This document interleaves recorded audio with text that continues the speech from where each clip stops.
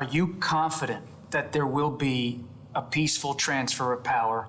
President Biden's first interview since his historic announcement on CBS. This debate could mark a turning point in the race. Anything could tip it in one way or the other. He needs to show that he's got the fire in him to go another 4 years. What I've been able to do with the COVID, And if he was supposed to comfort people who were concerned about his age and his ability, that did not happen tonight. There are at least some House Democrats talking to the White House about having him step down. You want to really see something that said, take a look at what happened.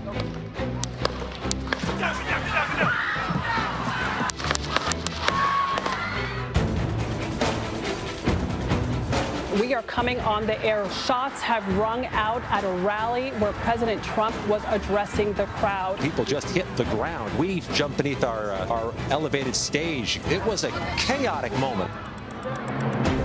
Remarkable to see the 45th president of the United States walking on the floor of the convention after being grazed by a bullet. There with its running mate, J.D. Vance. President Trump represents America's last best hope. We will press forward, and together we will win, win, win. While this convention is unified, the Democratic Party is divided. The president is under pressure to drop out of the 2024 race. Another twist in what has already been a historic election cycle. President Biden says he will end his re-election bid. I've decided the best way forward is to pass the torch to a new generation. I accept your nomination to be President of the United States of America. America, hope is making a comeback. A hell of a lot can change in 4 weeks. Our campaign, this campaign, is a fight for the future. And we will make America great again.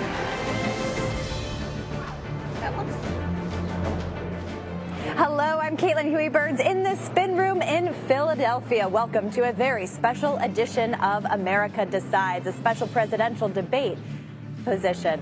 We are just 2 hours away from that very first debate between Vice President Kamala Harris and former President Donald Trump. And the stage is set at the National Constitution Center in Philadelphia. Harris has been in the city of brotherly love since yesterday and has already toured the debate site. Trump arrived in Philadelphia just moments ago. He has been working with his campaign staff, reviewing his policy positions. To discuss all of this and beyond, we have Weijia Jiang and Finn Gomez joining us now live from the Spin Room. Guys, it's great to see you. And wow, that introduction, the past 2 months of this campaign, we use the word unprecedented a lot, but that is certainly how to describe these past couple of months. It's been a wild summer for all of us. None of us have gotten any rest.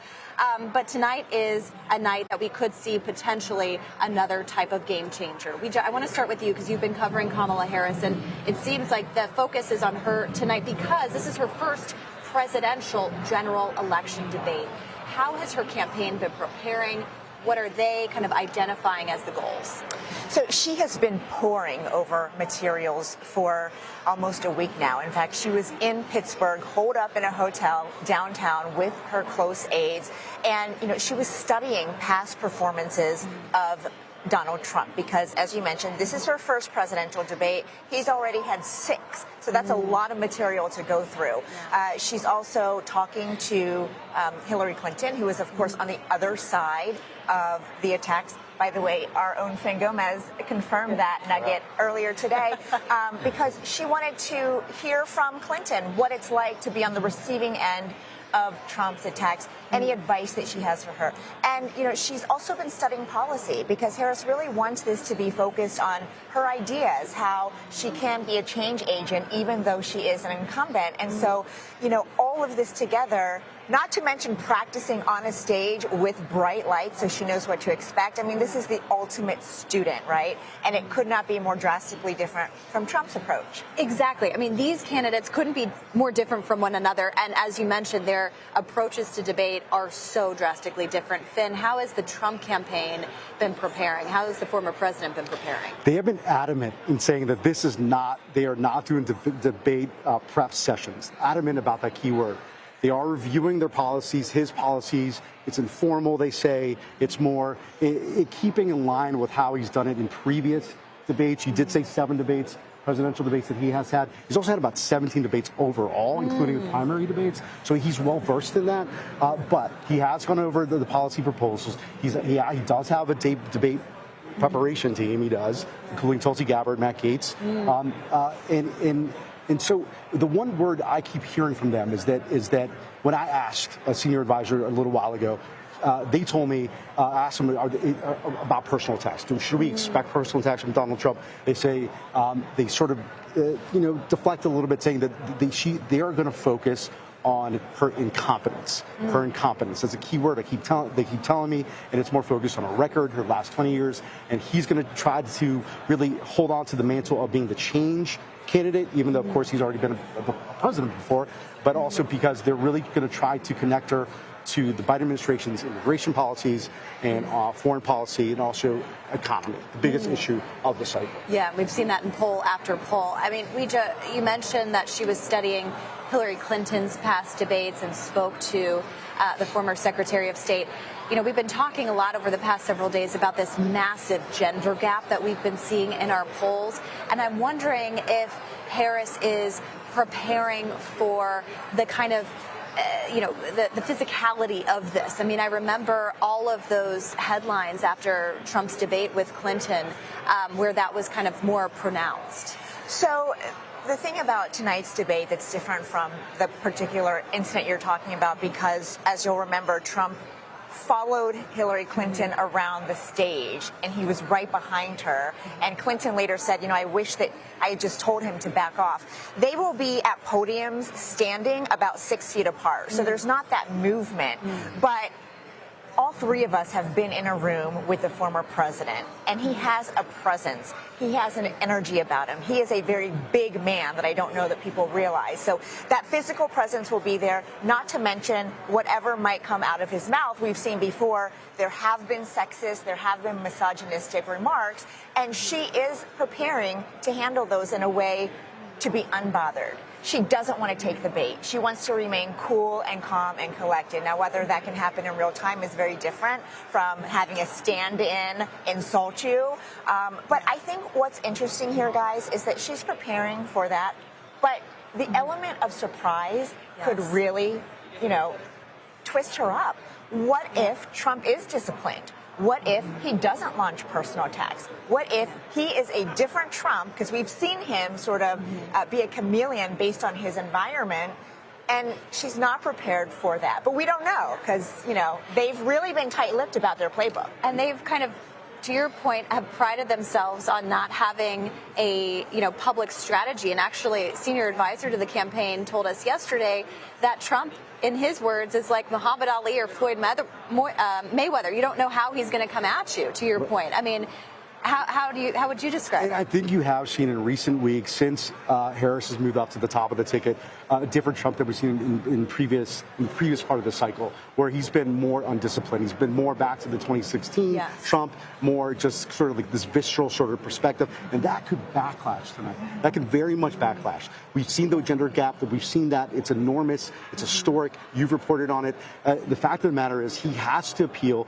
to suburban women voters, and if he does launch personal attacks, if he does not go after policy and he goes after personal attacks, that could be politically damaging to him with just 56 days out to the election. And 56 days out, and Weija, as you mentioned before, this could be the only time that they face each other in a debate. This could be the last chance. Right, the only chance, and that's why it's so important, because as we saw in that open, so much has happened in the past 2 months. So much. But that means that she has had a very truncated time as the presidential nominee. She hasn't been able to, make sure Americans know who she is, who she stands for. We have CBS News polling that shows more than a third of voters in key battleground states still don't really know who she is. So this is an opportunity, and they have not agreed to a second debate yet. We would love to have them on CBS News, but they haven't agreed to anywhere else. So this could be it.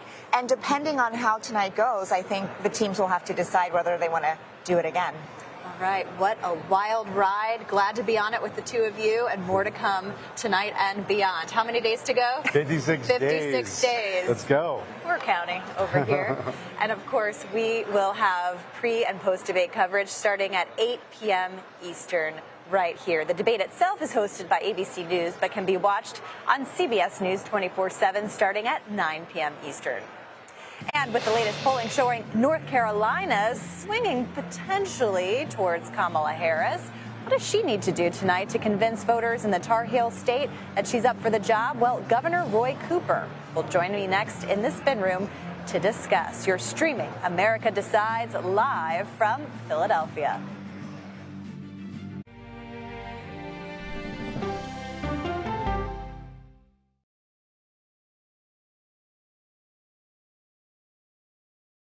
These are the stories 1, 2, 3, go! of we, the people. We're trying to generate our own hope. It's a huge deal. I'm enabling them to feel valued. Eye on America. Weeknights on the CBS Evening News with Norah O'Donnell. I had progressively fallen deeper into the world of online sports betting. The risk is the rush. What do you think is driving the spike in popularity? I think it's legality.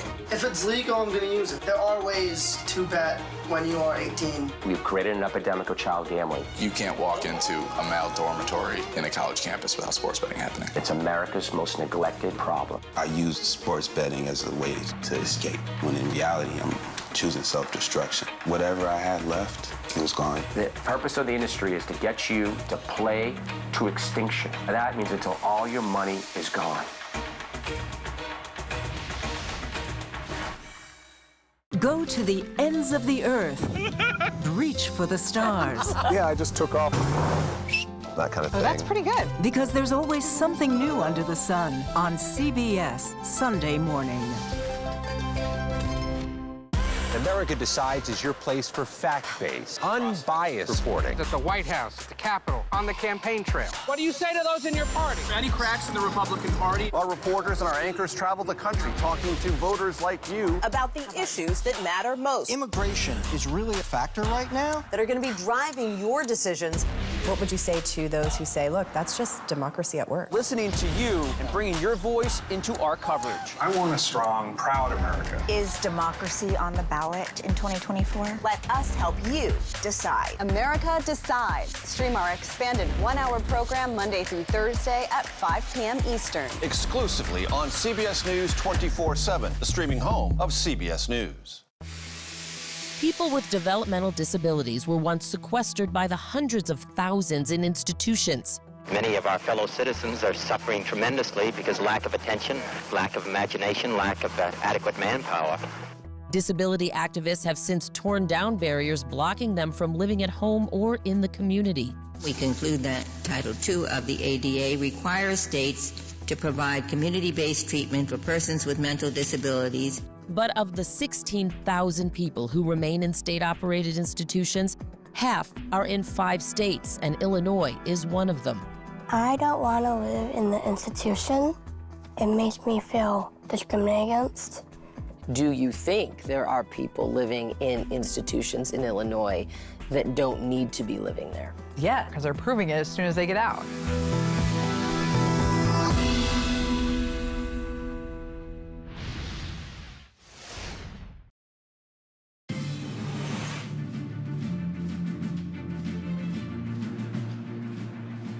Welcome back to our special coverage in Philadelphia ahead of tonight's debate. On Sunday's Face the Nation, North Carolina Democratic Governor Roy Cooper said if Vice President Kamala Harris wins his state, she will be the next president of the United States. And here with me now is Governor Roy Cooper. Great to see you. Thanks for being here. We appreciate it. So you introduced Kamala Harris at the Democratic National Convention.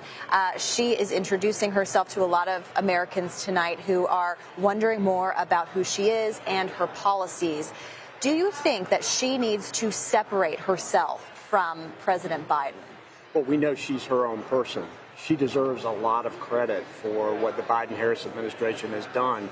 It has been significant with the generational investments that they've made.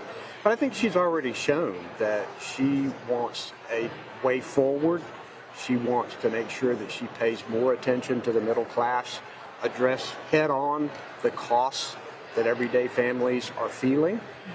She wants to take on Donald Trump to make sure that the tax burden, that the billionaires and the corporations, big corporations, take on the tax burden while the middle class and small businesses get help.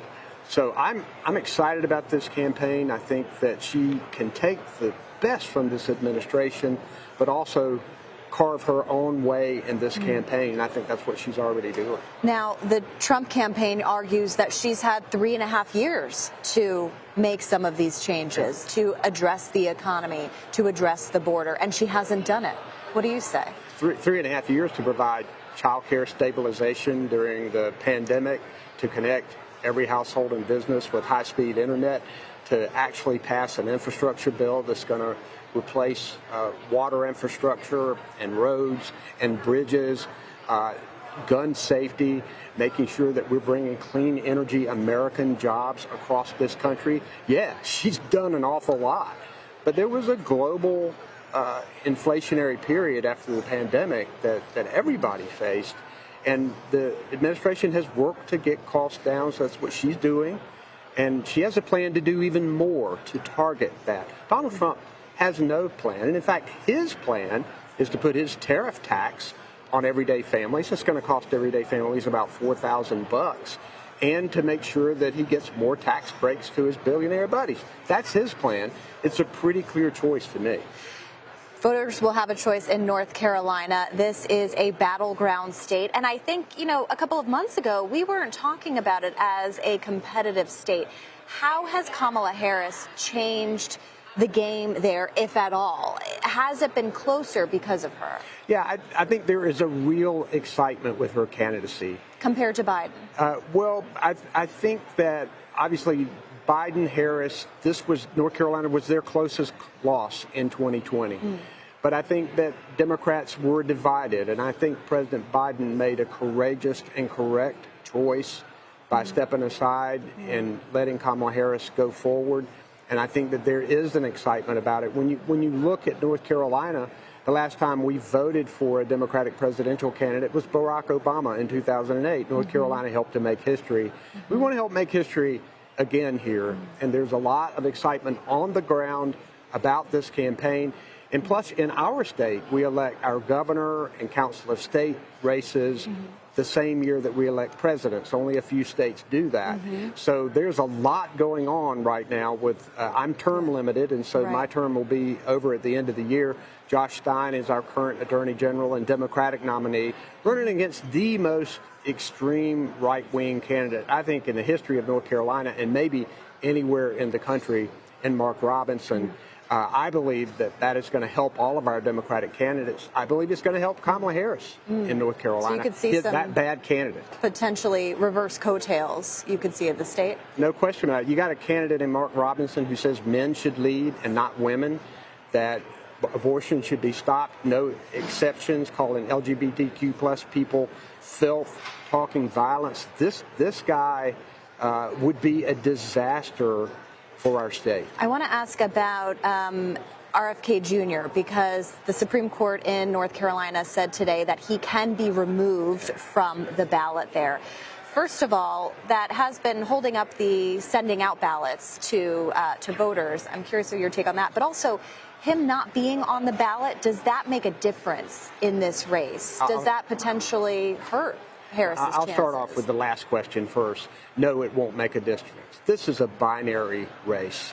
RFK Jr. has been a Trump front man from day one. He sued to get on the ballot in North Carolina. And on last Friday, all of our ballots had been printed. They were to go out. They were to be mailed to military, active military across the world.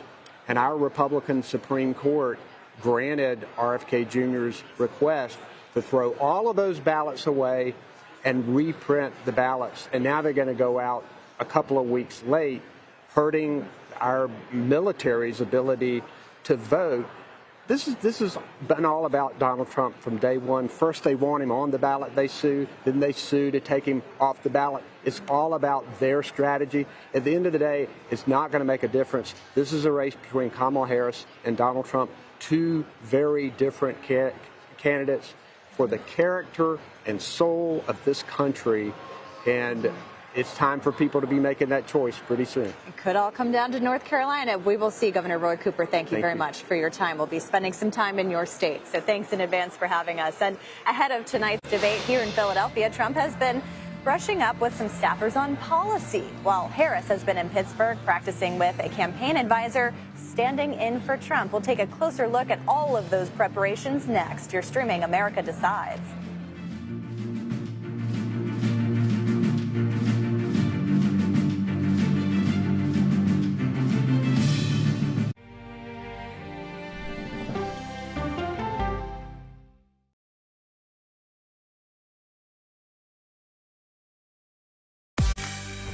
On our places, bright, shiny faces. When you wake up in the morning, we want to be your go-to team. Nate has one of the quickest minds I've ever seen. Tony has a way of making people feel comfortable. Gail has this unbelievable knack to ask the question that you're asking at home. I've been told I could talk to a tree, and that's pretty much true.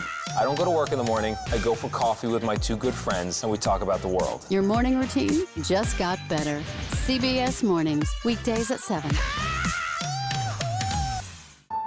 It didn't seem like anything could happen, because nothing ever happens in East Palestine, but it did. Authorities released toxic fumes from 5 derailed train cars. Resident, please evacuate. Acute bronchitis due to chemical fumes. Did you ever have these problems before the derailment? No, ma'am. This neighborhood's not safe no more. We can assure the community that there's not vinyl chloride entering their communities. Then why are there so many people feeling these various symptoms of bloody noses or difficulty breathing, bronchitis? That's a hard question to answer. We're talking about one of the most blatant releases of a mixture of some of the most toxic chemicals that we've seen in America. I feel like now I have a duty to warn other communities. If my daughter has to watch me die of cancer, at least it saves someone else.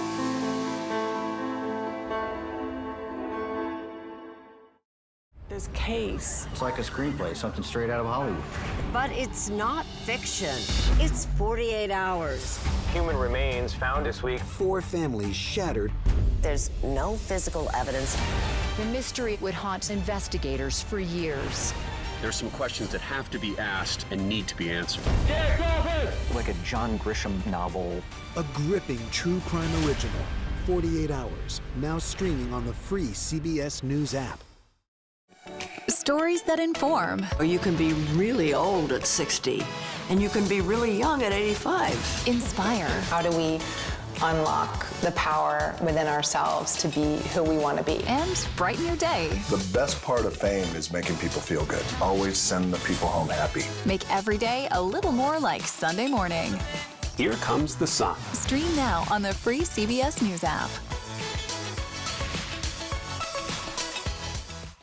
Hello, everyone, and welcome to our Dragon capsule here in space. Sightseers in space, the thrill of a lifetime. Seeing the Earth from space, it was so exhilarating. But the risks that come with the territory. There have been 4 fatal accidents. That's a 1% fatal accident rate. Might make you look before you launch. If you had 1 out of 100 airplanes falling out of the sky, we'd have a public crisis. Space tourism, now streaming on the free CBS News app.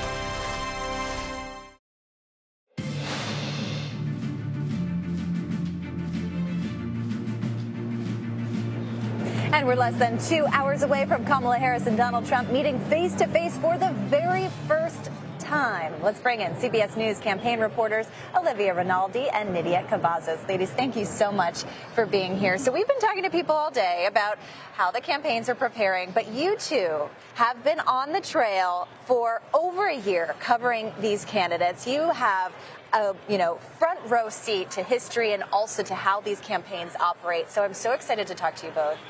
Let's talk a little bit about kind of what you've observed from covering these candidates and how that might play into their strategies tonight. I know, Nydia, you were covering Vice President Kamala Harris while she was campaigning for Biden. Now she's the presidential candidate. What are you looking for tonight?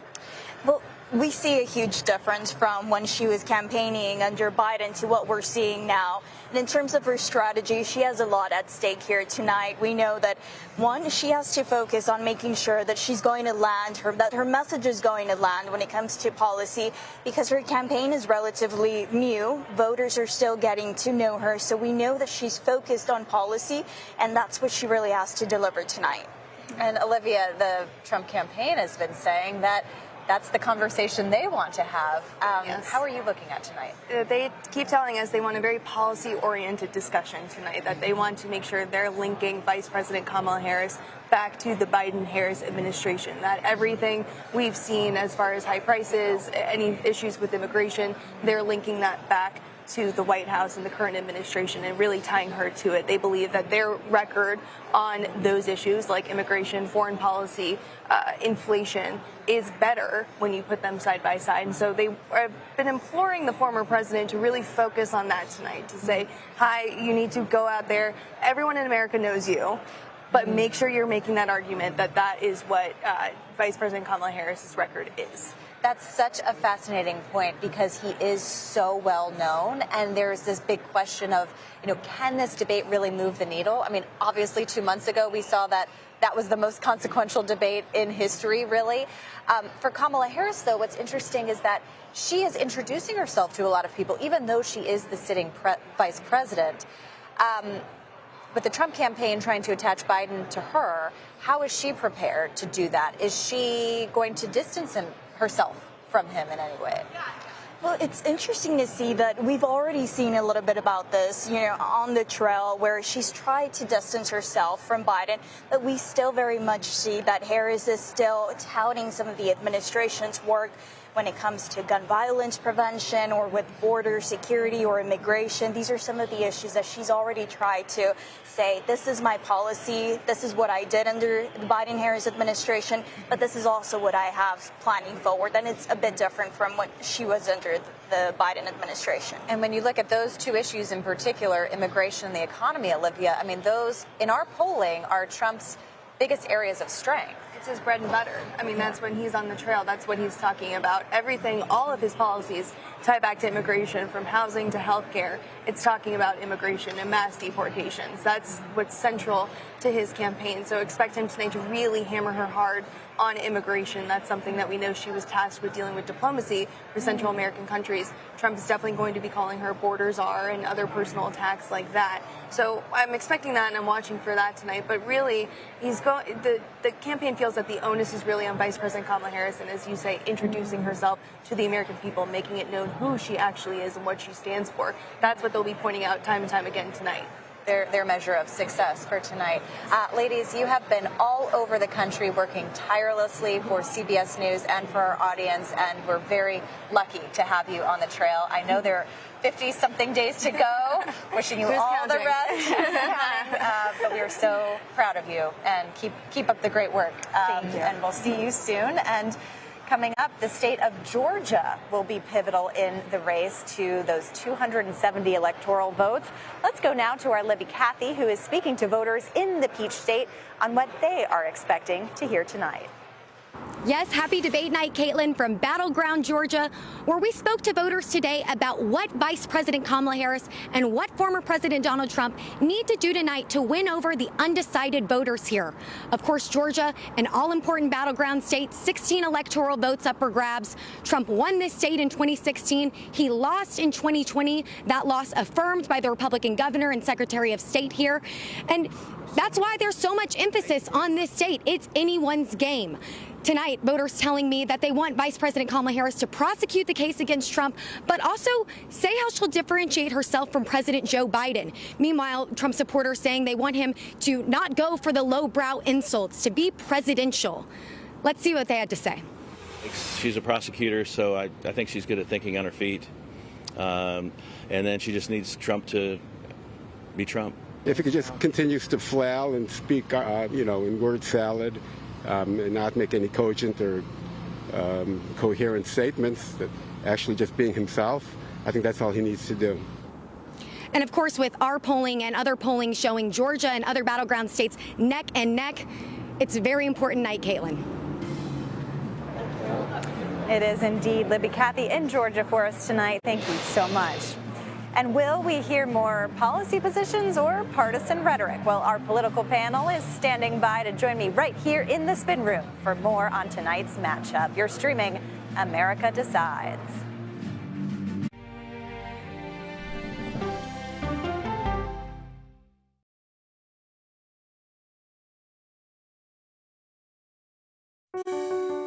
Washington is the seat of power. National security, foreign policy, global economics, every story comes through Washington in some way.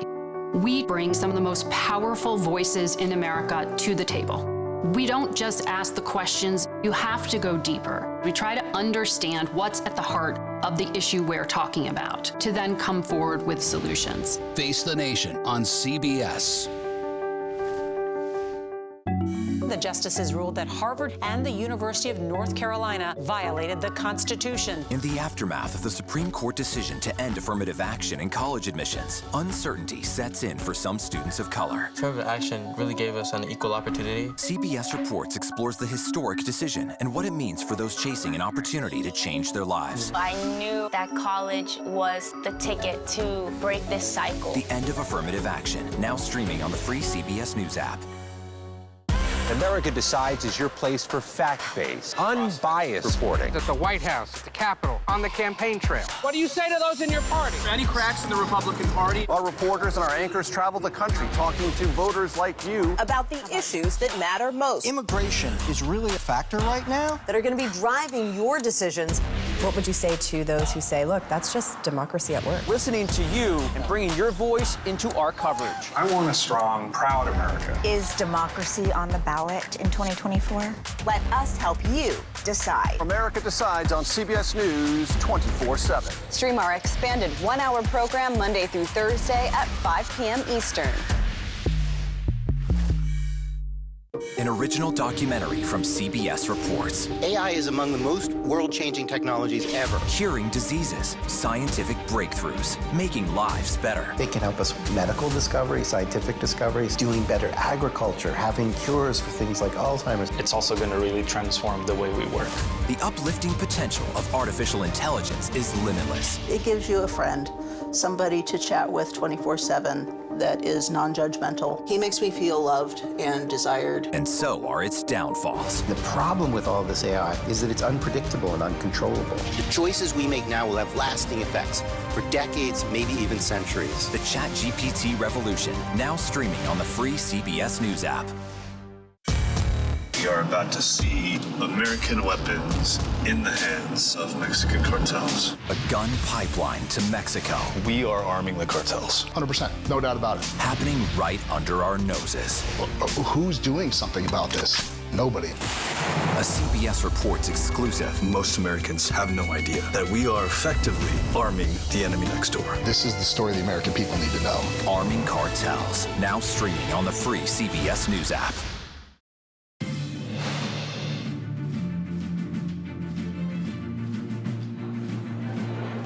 Welcome back to America Decides. In less than 90 minutes, former President Donald Trump and Vice President Kamala Harris will meet on the debate stage. So for more on this, let's bring in our political panel, Kadia Goba and Jasmine Wright. Kadia is a politics reporter for Semaphore, and Jasmine is politics reporter for Notice. Ladies, great to see you. Okay, 90 minutes to go until a 90-minute debate. We're almost there. We are.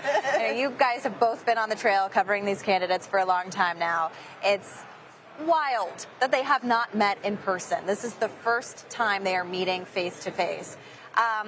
Jasmine, I know you've been covering Harris. I know there's a big question about the rules of this debate and how these muted mics might work this time around. How is her campaign preparing for that? Because it seemed to serve as an advantage for Trump last time. Yeah, I think that they've actually had to readjust their strategy because it came down that the mics will be muted. And that's because they had prepped the vice president to be ready to interrupt the former president if he had said something that was a lie or a mistruth or erroneous, really trying to goad him and get into them and interrupt him in a way that maybe Hillary Clinton didn't do as much in 2016, but of course now the mics are muted. So mics are muted.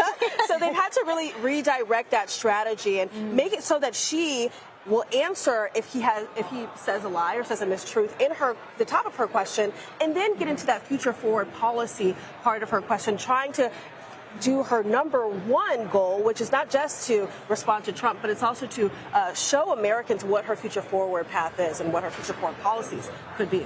Yeah, and Katia, I know you cover Congress in addition to covering everything else.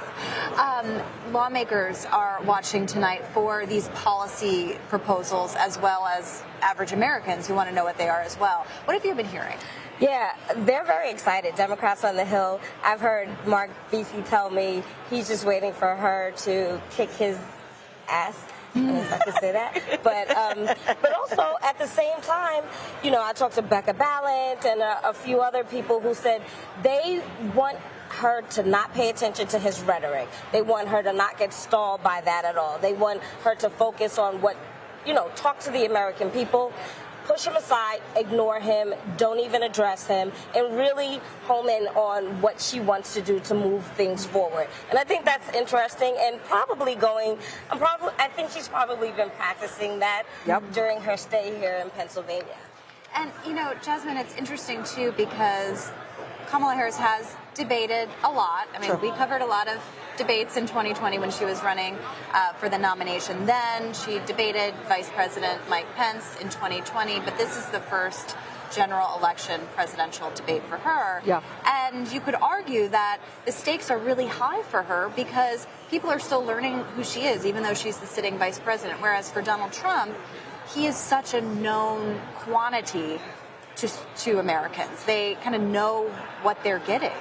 How is she kind of preparing for that? Yeah, I think the reality is that there's very little that Donald Trump can say that really is going to surprise Americans, but there's a lot that she can say that's going to surprise Americans. And I think that latest New York Times poll where it had about 20% of Americans, maybe a little bit more, still wanted to learn about her and what she would do as president, was reflected in some of the campaign or the outside sources' internal pollings. People want to know more about the vice president, so that's why this moment is so high stakes for her, and that's why she's going to talk a lot about the policy, maybe not tit for tat, point by point, percent by percent, but the broad strokes of how she wants to take this country in potentially a different direction. Now, I don't think she's going to criticize Joe Biden, but I think that she's going to try to provide some space between that and show that she can be the change agent in the way that a lot of America views Trump. And so that is why it's so high stakes for her. But it's also about not letting those lies stick to her. That is another huge part of her preparation, because she hasn't been confronted face to face in a long time, more than 4 years, by someone who might disrespect her on stage. And so that's also been a part of the prep. But of course, people want to know about her, and she wants to tell a future forward story that weaves in her personal life as well as policy. Yeah, and you know, it's fascinating because there has been so much money spent on this race. We've had 2 conventions, and yet things have kind of settled into where they were before, which is this is a neck-and-neck race and is likely going to be for the next couple of months until Election Day. So, you know, if you're a voter kind of looking at this debate, are you looking at it to change your mind, to show up to vote at all? I mean, obviously debates have consequences. We saw 2 months ago that it, you know, essentially led to Joe Biden getting out of the race. But, you know, as a voter, kind of how are you assessing? Listen, I think it was clear this is going to be a tight race no matter how you slice it. The uptick that we saw was actually Kamala Harris making up ground from where Joe Biden might have been slipping away because of age, because of the horrible debate, what have you. So I think it's right back where it needs to be, but still, to your point, I think she still has the burden of proof. And with that, more of an advantage to show people who she is and to prove to those swing voters and those Republicans who kind of need this permission structure to say it's okay to maybe not go with the party line if they're unhappy with their current candidate, to win them over and to say, okay, you know what, she's worth voting for. Interesting. Yeah. I mean, there are so few voters in the middle these days that it's a base versus base election. So to your point, consolidating and energizing that base, that might be the audience for tonight. Well, we will stay tuned. It's great to have you both. Very much appreciative of all your reporting all cycle, and to be continued. Just hang in there a few more weeks. And the economy and immigration. What voters want to hear from the candidates tonight on these two key issues. You're streaming America Decides live from Philadelphia.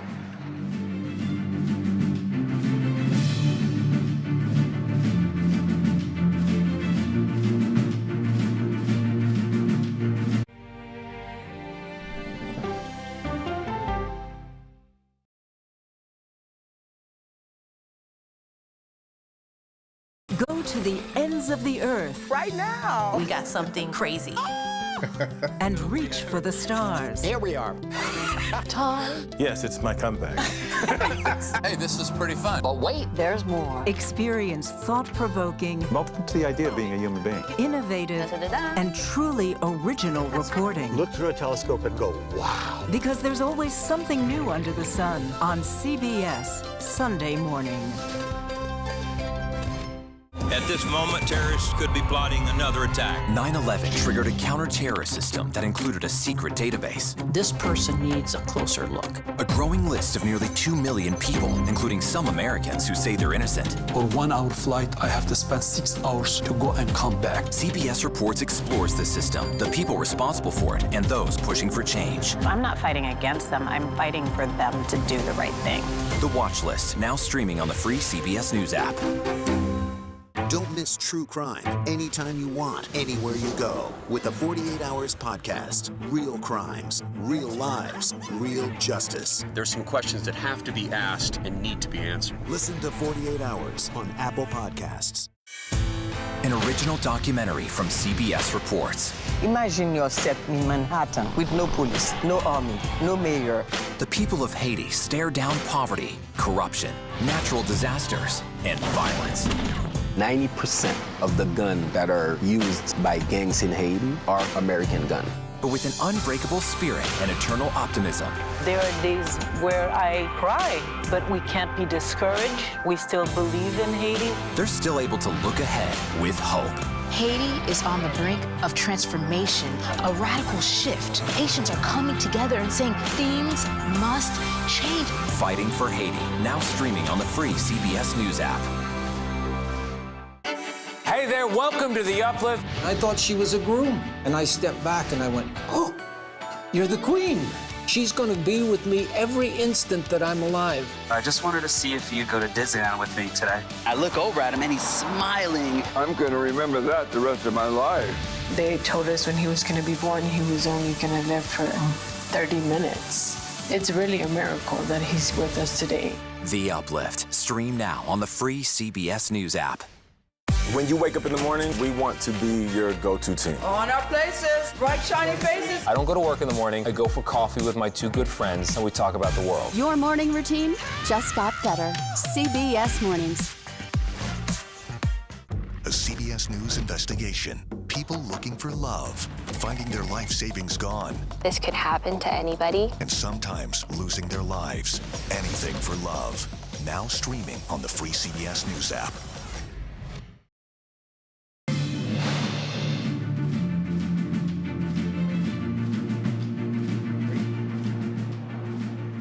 And welcome back to America Decides. The economy and immigration are top of mind for voters heading into the debate tonight. And our Jolene Kent and Camila Montoya Galvez are following how the candidates are addressing each issue.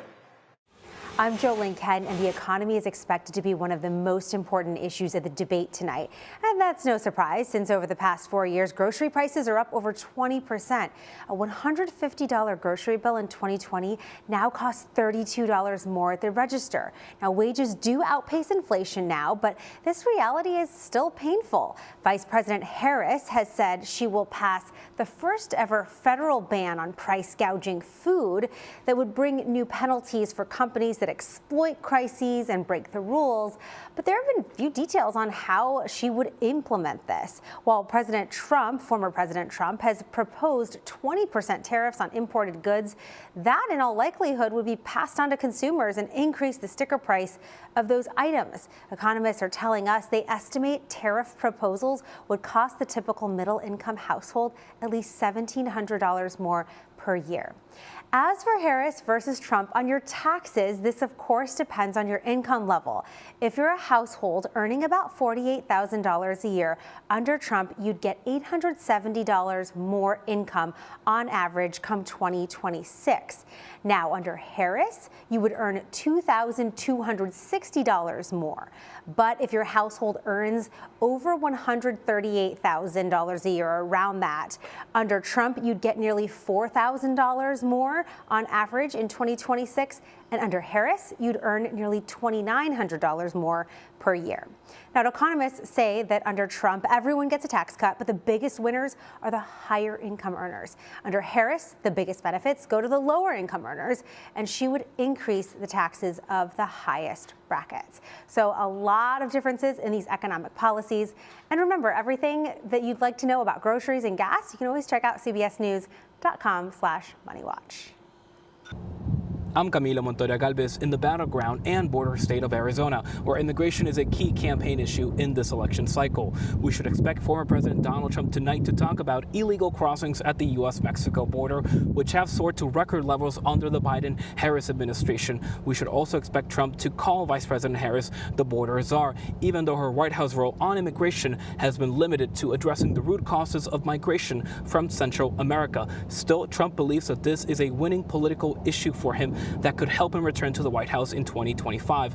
And he has promised a slew of legally and politically controversial actions on immigration if he is elected, including the largest deportation operation in American history. Immigration and border policy can be tricky political issues for any Democrat, and Vice President Harris is no exception. But she has tried to flip the narrative on this issue in recent weeks by accusing former President Trump of using it to just further his political ambitions. She has cited his efforts to derail that bipartisan border security deal earlier this year in Congress that would have updated the U.S. immigration system for the first time since the 1990s.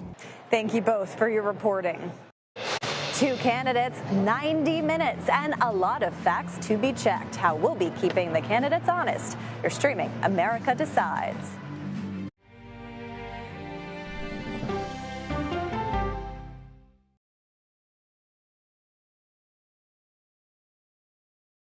Okay, so let's just start at the beginning. Well, let me start with this. What is at stake here? What is the answer then? Do you know why? You want me to just keep going? Is that a good thing or a bad thing? Were there death threats? How is this possible? What's wrong with that argument? Are you saying they lied? Have you told the government that? Why won't you say the word crisis? You're not answering my question. Is that scary? Does that make sense? What do you mean? What does that mean? Did any of that make sense? What's your response? What happened? Why? It's time for the CBS News Original 60 Minutes, Sunday on CBS and streaming on Paramount+. There is no more room in our city. New York City is receiving record numbers of migrants. Today, we're going to have more than 500 adults and children come through that door. Tensions rise as shelters reach max capacity. We don't have to take care of them. CBS Reports goes inside a crisis cities and families are facing as they fight to survive. The United States still has that glimmer of hope for people to come here. Fighting for a future. Now streaming on the free CBS News app. An original documentary from CBS Reports. Since you started La Soup in 2014, do you have any sense as to how much food you've rescued from the landfill? We've rescued 4.5 million pounds. I can't even fathom how much food that is. And that's one little person in one little city in America. We're going to call this chicken piccata. We did 450 of these meals today. This is the exact dish that you and I are going to have. Yep. Oh, really good. Is it good? Mm-hmm. Having a plan of how to keep people fed should be in every single city. So if we eliminated food waste, could we eliminate hunger? Yes. Eating Trash, now streaming on the free CBS News app. America Decides is your place for fact-based, unbiased reporting. At the White House, at the Capitol, on the campaign trail. What do you say to those in your party? Any cracks in the Republican Party? Our reporters and our anchors travel the country talking to voters like you About the issues that matter most, Immigration is really a factor right now. that are going to be driving your decisions. What would you say to those who say, look, that's just democracy at work? Listening to you and bringing your voice into our coverage. I want a strong, proud America. Is democracy on the ballot in 2024? Let us help you decide. America Decides on CBS News 24/7. Stream our expanded one-hour program Monday through Thursday at 5 p.m. Eastern. When people say who's first to get in the morning, that would be me. Morning news matters because it sets the tone for your day, and it's a way of getting you started. Day to day, that first draft of history, it happens right here. We're going to uplift you. We're going to send you out your way. We'll take you places. We teach you new things. And we make you feel like, you know, it's not all bad. People say to me, you always seem to be having a good time. And you know what? You're right. Your morning routine just got better. CBS Mornings, weekdays at 7. For the first time, Kamala Harris and Donald Trump meet on the debate stage. Join CBS News 24/7 for live coverage with pre- and post-debate analysis from our political team. Special coverage begins at 5 Eastern on CBS News 24/7. You can't get answers in a tweet on Face the Nation. We try to separate the noise from the news. You need to be able to have an actual conversation.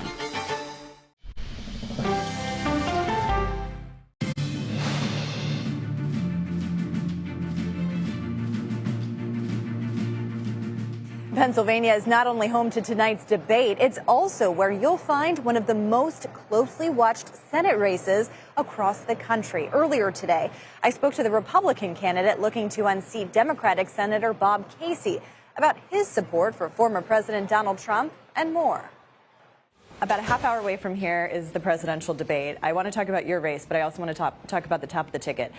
Because you are running with Donald Trump on this ticket in Pennsylvania, the biggest battleground, you can argue, in this election, what do you need to see from him tonight that would give you some confidence in your own race?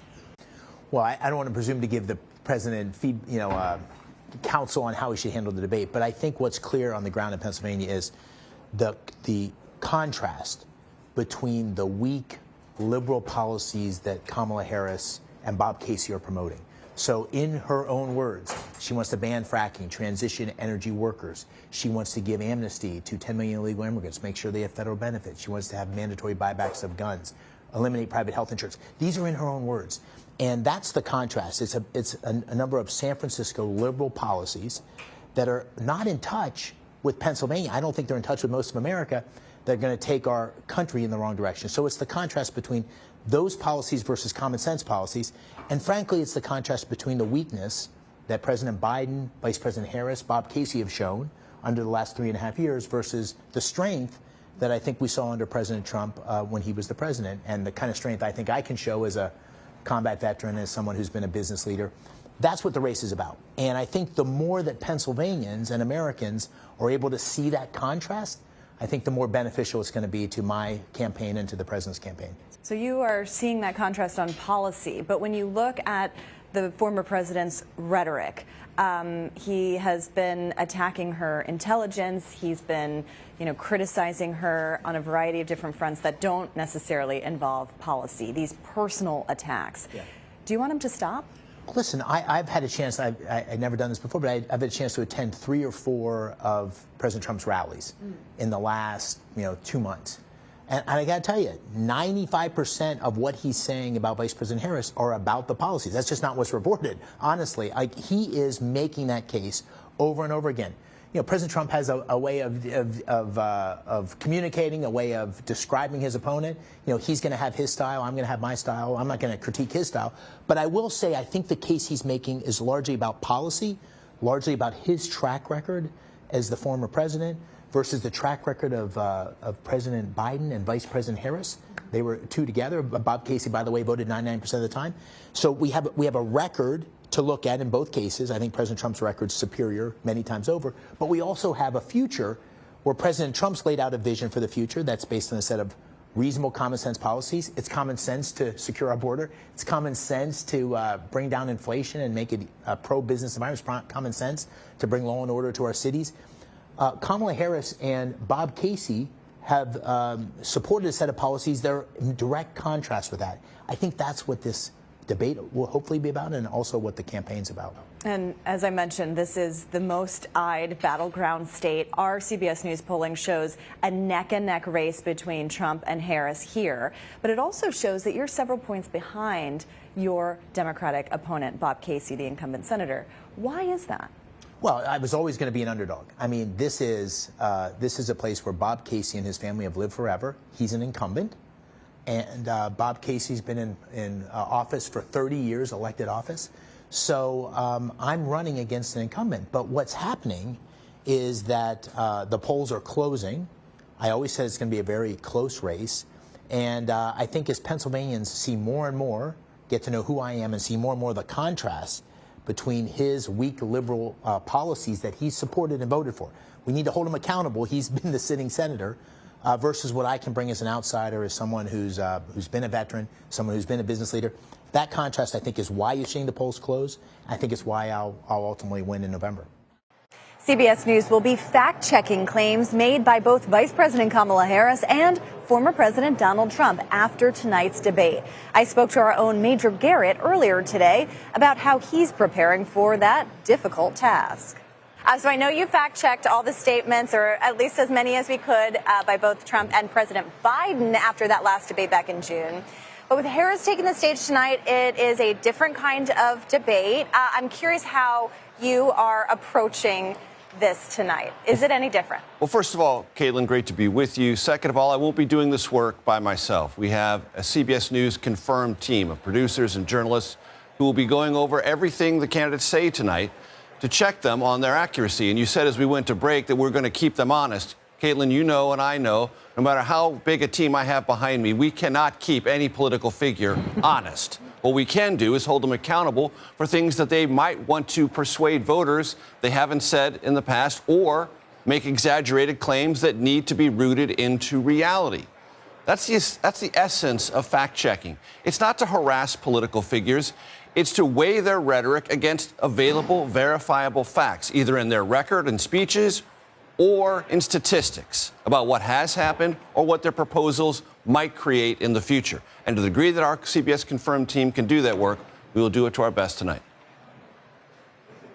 Yeah, and that is to the service of our viewers who are getting inundated with so much information, and more to come tonight. As you mentioned, I mean, you can't check the veracity of every single claim made by each of these candidates. But what issues in particular are you going to focus on for both these candidates? Let's start with Trump, for example. Well, I expect, and if Tim Murtaugh is any example of this, and I certainly believe he is because he's a senior advisor to former President Trump's campaign, there will be a lot of discussion about what the economy was during the Trump presidency, what it was during the Biden-Harris administration, same thing on immigration, same thing on crime. Those are statistically verifiable claims. Former President Trump makes all sorts of the most extravagant and indefensible claims, for example, about immigration. He says 8 million, 10 million, 12 million, 20 million. He keeps amplifying the numbers. Those numbers can be rooted and verified, and we will do that if necessary.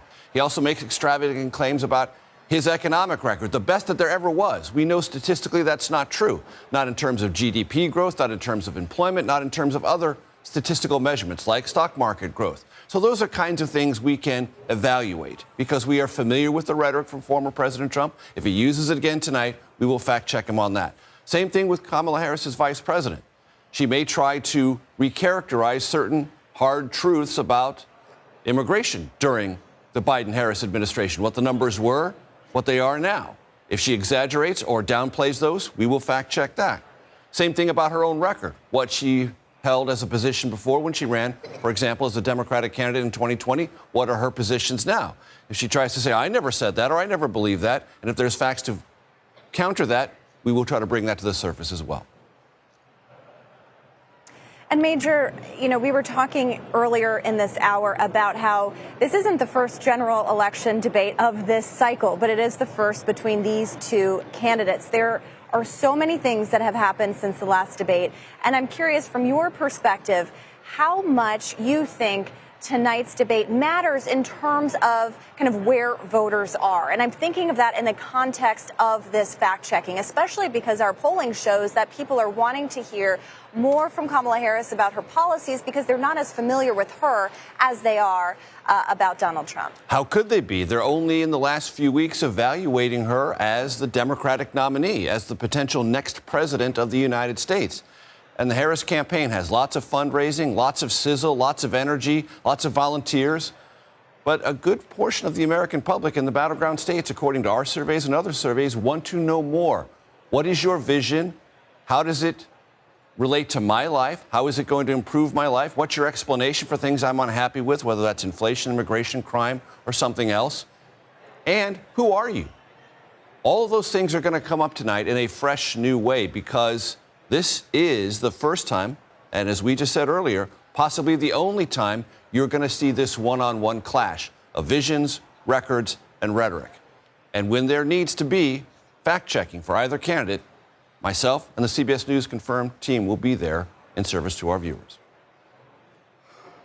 And I can think of no better team to do it. Major, thank you for leading that charge, and we'll check in with you again soon. Thank you. And that does it for me tonight. CBS News special coverage of the first presidential debate between Vice President Kamala Harris and former President Donald Trump continues with my colleague Norah O'Donnell right now. You're streaming CBS News 24/7.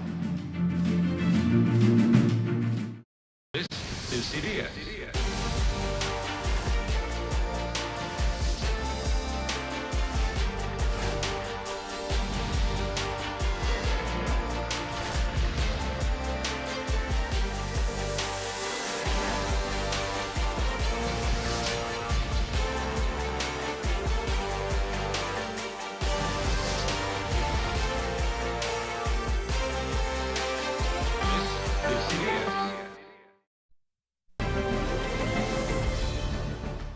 Tonight, the debate stage is set. The first meeting between Vice President Kamala Harris and former President Donald Trump in an unprecedented election cycle. And a lot has happened.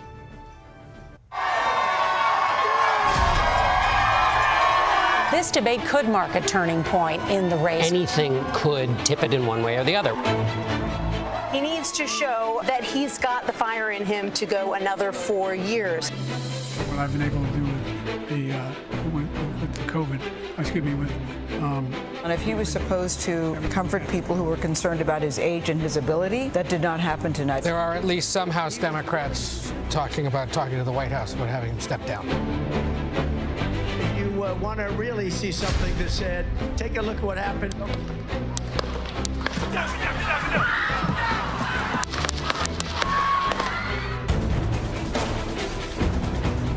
We are coming on the air. Shots have rung out at a rally where President Trump was addressing the crowd. People just hit the ground. We jumped beneath our elevated stage. It was a chaotic moment. Remarkable to see the 45th president of the United States walking on the floor of the convention after being grazed by a bullet. There with its running mate, J.D. Vance. President Trump represents America's last best hope. We will press forward, and together we will win, win, win.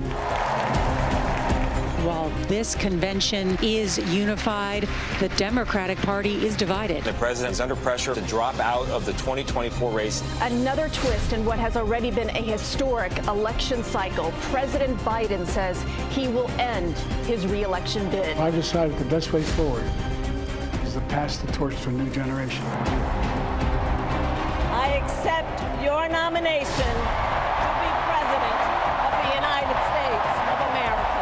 America, hope is making a comeback.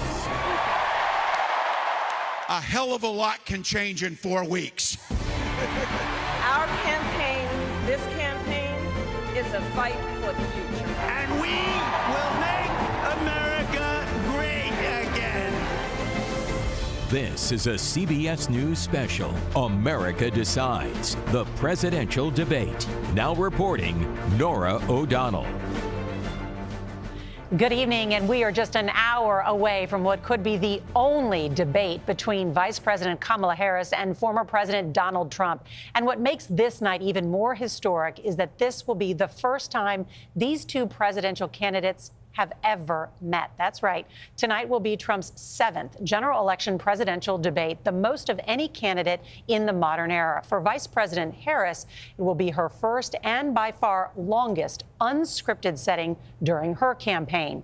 If anyone had any doubt about the importance of these debates, that was answered following June's face-off between Trump and Biden. It was considered such a disaster for President Biden that he dropped out of the race less than a month later. So fast forward to tonight. The stakes are high for both candidates with just 56 days until Election Day. We've got an amazing political team here in the studio to discuss what's ahead. But first, let's go right to the debate site in Philadelphia. Senior White House correspondent Weijia Jiang covers the Harris campaign. And Weijia, what have you learned about how the vice president is preparing for tonight? Nora, it is great to be with all of you, and we know that the vice president has really approached this as a diligent student. She has been poring over materials with close aides. That includes studying the previous 6 presidential debates of former President Trump's and consulting with Hillary Clinton, who of course was on the other end of 3 of those debates. And she's been practicing with a stand-in for Trump, who was a Clinton aide who was even dressing the part. And before she arrived here in Philadelphia last night, she was holed up in a Pittsburgh hotel doing these extended mock debate sessions, and her team even built a stage with bright lights to replicate the environment that she would face tonight.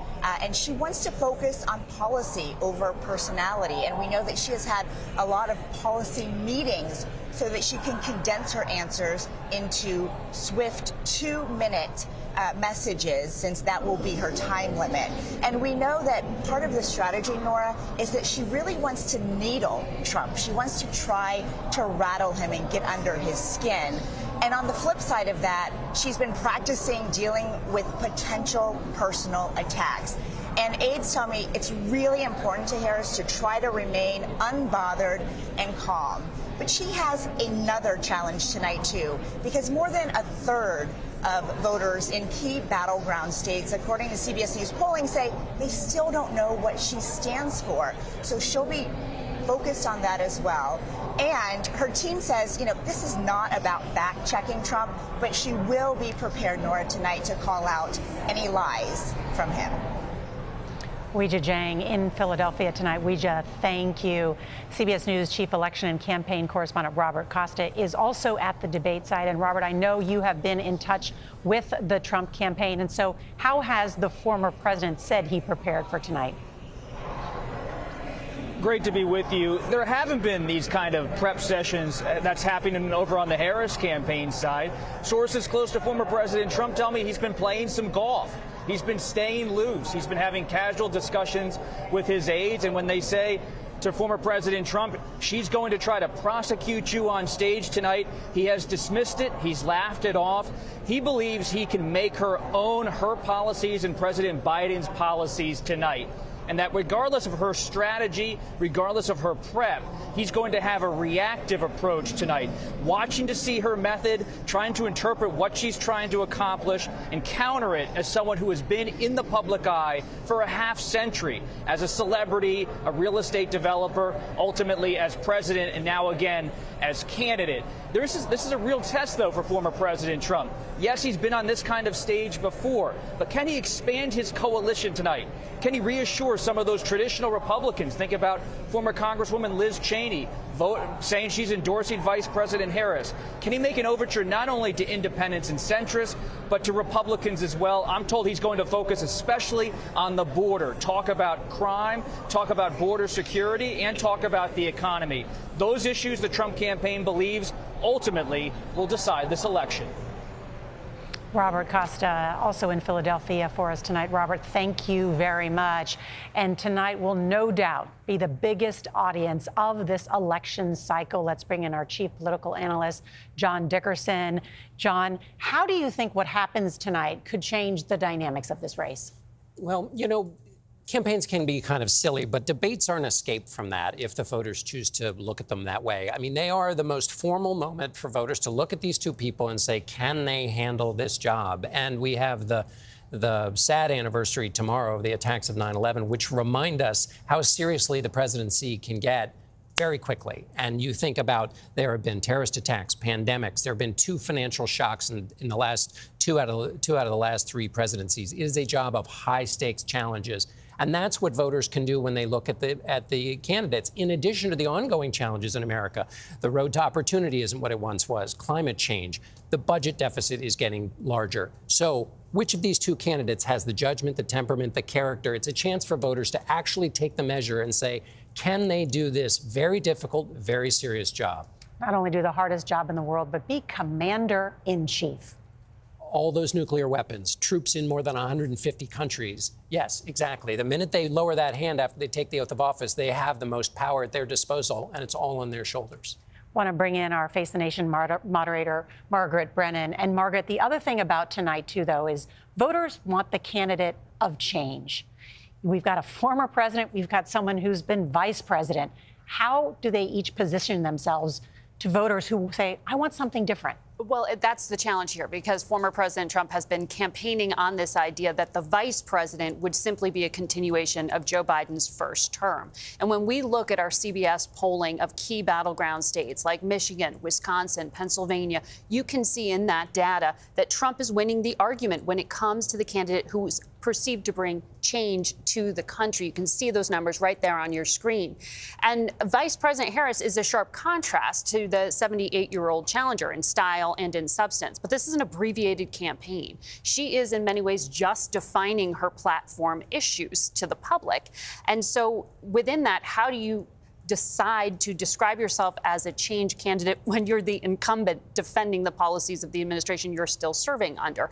That is the challenge. Certainly, we have seen she's more comfortable talking about things like reproductive health care, far more so than Joe Biden ever was. But she's really carved out the smallest of policy differences with him so far, even on those key issues like the economy, which we see in our polling is the defining issue here. So how do both of these known entities reintroduce themselves in a way that excites people about this campaign? That's why it's so exciting to watch what is ahead. Certainly tonight. Nancy Cordes, you are our chief White House correspondent. And as we've been talking about, this recent CBS News poll shows that more than a third of voters in battleground states say they don't know what Kamala Harris stands for. In Pennsylvania, it's 40%. How does that affect tonight? Right. And a lot of those voters who say they don't know much about her are Republicans, but there are independents there, too. And she needs to win those independents over. And that's why campaign officials tell me that she's not going to spend the night getting into tiffs with Donald Trump. She's not going to take the bait every time, because she needs to spend time talking about herself, talking about her policies, talking about her vision for the country. And frankly, she doesn't need to spend time defining him and calling him out every time. He's been in 17 debates over the last 3 presidential election cycles, when you count primary debates as well. The electorate knows him. And so that doesn't mean that she's going to ignore him. It just means she's going to pick her battles tonight. And I had one aide tell me something interesting today, Nora. She said that part of proving to voters that they should trust her to take on world leaders is proving that she can take on Donald Trump first. And so that is a hurdle she needs to get over tonight. Nancy Cordes, thank you. I want to bring in our senior White House and political correspondent, Ed O'Keefe. The other dynamic tonight is this is happening in Pennsylvania, one of these 7 crucial battleground states. The biggest one of them all, 19 electoral votes up for grabs. And you've seen both candidates spend more time in Pennsylvania as candidates than any other, because they understand to win Pennsylvania makes it much easier for either of them to win. That's why, for example, one of the first things the Harris team signaled when she became the presumed nominee was that, oh, that position I took on fracking back in the day where I was opposed to it, that's no longer the case. Turns out I've learned as vice president that, in fact, you can frack and still address climate change in other ways. It's why you're seeing members of the Democratic and Republican Party saying both of these candidates tonight need to focus on bread and butter issues like the economy, how to deal with inflation, yes, to some extent, how to deal with reproductive rights. Because who do you win Pennsylvania with? You win it with women in the suburbs, You win it with those independent voters across the state who are eager to hear from both of them on the issues, not these personality clashes and attacks that could come. Republicans I've spoken to today, very nervous that if he gets himself into another slugfest with his opponent, it could set lasting impressions with about 56 days to go with that handful of voters who might have been inclined to support him if he could only focus on issues instead of personality. And when you say slugfest, you mean a slugfest with gendered terms like he has done in the past by calling Hillary Clinton a nasty woman. He has called Kamala Harris dumb. He's leveled a bunch of other insults at her. Any and all of that would be seen as a non-starter for that handful, that small handful of potential swing voters in Pennsylvania, Michigan, Georgia, everywhere else, but especially Pennsylvania tonight. I want to bring in our chief Washington correspondent, Major Garrett. And Major, we've covered a number of these debates together, and you hear allies close to Trump saying, focus on the policy, not the personal stuff that Ed was just talking about. But in many cases, Donald Trump can't help himself. Often he can't. But the emphasis in the pre-debate preparation for the president to focus on the issues. Stay there. That is your safest, most resilient lane. But there's something worth observing about this debate. There are three candidates on stage: Harris, Trump, and expectations. The expectations are pretty well baked in for former President Trump. People know what to expect. They're looking in to find out what exactly Kamala Harris will say and do. What will her mannerisms be toward former President Trump? Can she stand up to him? Will there be these gendered, subtextual jibes? This isn't 2016. The nation is in a different place. It processes gendered slights differently than it did in 2016. The Trump campaign knows that. They've counseled the former president on that. They're urging him to avoid that because they can see it as a huge trap. One other thing. As for the former president, they had a session on Sunday, described to me not as a debate prep, but a bull session. They were lobbing all the hardest questions and jibes they could think from Kamala Harris at former President Trump. He batted them casually away. They felt very good after that. They took the entire Monday off. We'll see if that was a good idea. All right. So that's interesting, Major Garrett. Thank you. Let's bring in CBS News contributor Ed Gordon. Ed, you had one of those last interviews with President Biden before he dropped out of the race. What are you looking for tonight? Well, that's the interesting thing. She's got to figure out how to stay true to Joe Biden, keep her part of the administration with the idea of charting her own course now. That's going to be difficult in some areas, i.e. the economy, let's suggest. She also has to understand that she's only playing to a very small sliver of voters tonight. Most people have decided she is not looking for someone who is going to either vote for her or Donald Trump. She's trying to move people who have suggested, give me a reason to vote for you. And that's really what it's about today for her. And what about her background and her experience? A lot of people have talked about this is the prosecutor versus the convicted felon. She was, of course, in the debate club at Howard University. What about her background? Again, a fine line she's got to walk. A lot of people have suggested because Trump's been on this particular stage 7 times, they're acting as if she is a true novice. I think we saw what she can do and handle during the DNC. There are a number of people. I was with some large fundraisers over the weekend, and their suggestion is if she comes close to the performance she had at the DNC, they'll be very pleased with what they'll be able to bring in and garner after tonight. She has already outraised Donald Trump 3-1 in this last cycle. Ed Gordon, thank you so much. We also want to talk about the rules tonight, because that is part of the dynamic. The presidential debate is hosted by ABC and the network, and both of the candidates agreed to these following rules. The debate will run 90 minutes with 2 breaks. There will be no opening statements. Each candidate's mic will be muted when it's not their turn to speak. Closing statements are 2 minutes, and once again, there's no audience. Now, there was a virtual coin flip that took place earlier this month. Trump's campaign won, and the toss there, since he won, well, he chose to have the final closing statement. The Harris campaign chose to stand the vice president at the right lectern. The other interesting thing that was talked about, you may have heard, was this controversy over the microphones. Nancy Cordes, explain what was that about? Why was this such a big deal? Right. It seems like such a trivial element, right? The problem for Kamala Harris is that back when this was the Biden campaign, Biden's aides chose to strike a deal with the Trump campaign that whoever was not speaking in the debates would have their microphone turned off. And This that's is because in 2020 it got out of control. It was a slugfest. Yeah. They were talking over each other. Joe Biden, a little bit hard of hearing. So if he's being talked over, he's not necessarily going to hear what Trump is saying or what the moderators are saying. And so that was the agreement. Now Harris is the nominee, and she'd love to have the mic up the whole time. First of all, because the campaign thinks that one of her strongest moments in her vice presidential debate in 2020 was when she was there with Mike Pence, and he was talking over her, and she said, "Excuse me, I'm speaking." And it's a quick way to show dominance. But if you can't hear him because he's speaking out of turn, then what's the point? And so Trump said he was for it. Harris said she was for having the mics turned up. But Trump campaign officials were not for it. They knew exactly the trap that they were walking into, so they wouldn't budge. And so the rules have not changed. The microphones will be down for whoever is not speaking. I mean, how do you think it changes things? Because we are in a period now, John, where, and CBS has an upcoming debate, the vice presidential debate.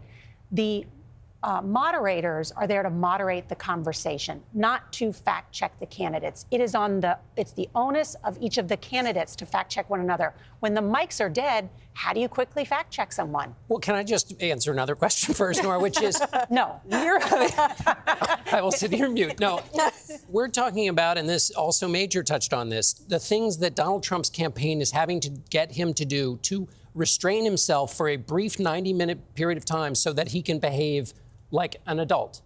That's extraordinary. We will see evidence of temperament in the 90 minutes, but that is an evidence of temperament as well, which is that he is the kind of person that requires mics to be cut off, thoroughgoing instructions not to stray down multiple garden paths. That tells us something about the presidency. You need a calm temperament for that job. So we've learned something before the debate has even taken place.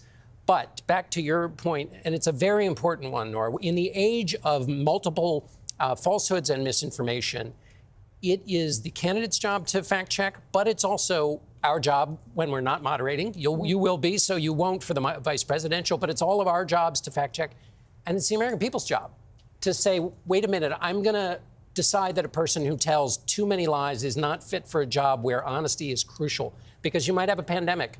And when the pandemic comes, what they say will inform my choices and may, in fact, affect my life. So, maybe I'm going to value that a little bit more highly. It will be part of the dynamic, certainly, tonight, these guardrails that are in place because the microphones will not be turned on when the other person is speaking. It's an excellent point. All right, ahead, the path to the White House, how each campaign could get to the magic number of 270 electoral votes.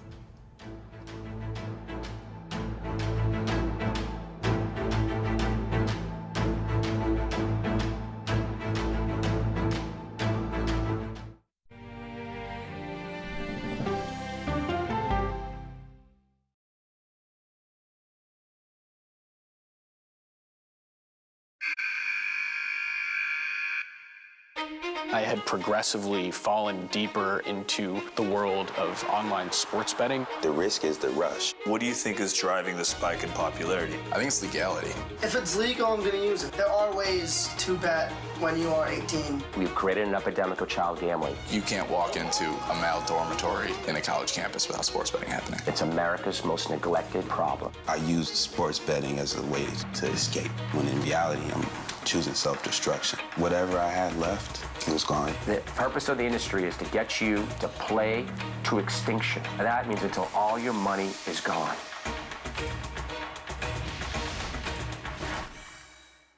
When you wake up in the morning, we want to be your go-to team. On our places, bright, shiny faces. I don't go to work in the morning. I go for coffee with my two good friends, and we talk about the world. Your morning routine just got better. CBS Mornings. Don't miss true crime anytime you want, anywhere you go. With the 48 Hours podcast. Real crimes, real lives, real justice. There's some questions that have to be asked and need to be answered. Listen to 48 Hours on Apple Podcasts. An original documentary from CBS Reports. Imagine yourself in Manhattan with no police, no army, no mayor. The people of Haiti stare down poverty, corruption, natural disasters, and violence. 90% of the guns that are used by gangs in Haiti are American guns. but with an unbreakable spirit and eternal optimism. There are days where I cry, but we can't be discouraged. We still believe in Haiti. They're still able to look ahead with hope. Haiti is on the brink of transformation, a radical shift. Nations are coming together and saying things must change. Fighting for Haiti, now streaming on the free CBS News app. Come on, Julia. Oh, no. I will if you will. You go, gal. That's right. Let me see if you can find me. I want to make sure that my voice is heard, but also that I lift up other voices. You can't write a better script. Yeah, boy. It's gonna be a ride. We'll see you 7 o'clock sharp. Coming up, our series. Wait a minute. Tom, is that you working the camera? Keep leaning out of your close-up. How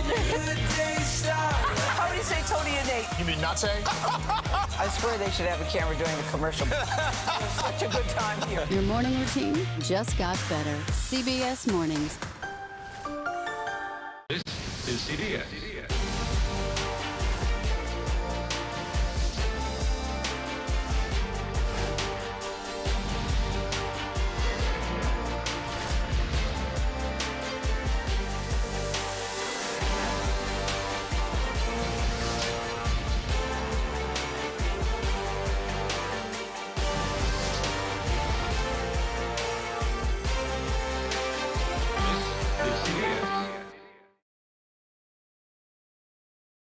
Continue to move until we get the total ban on the total initiative relative to what we're going to do with more Border Patrol and more asylum officers.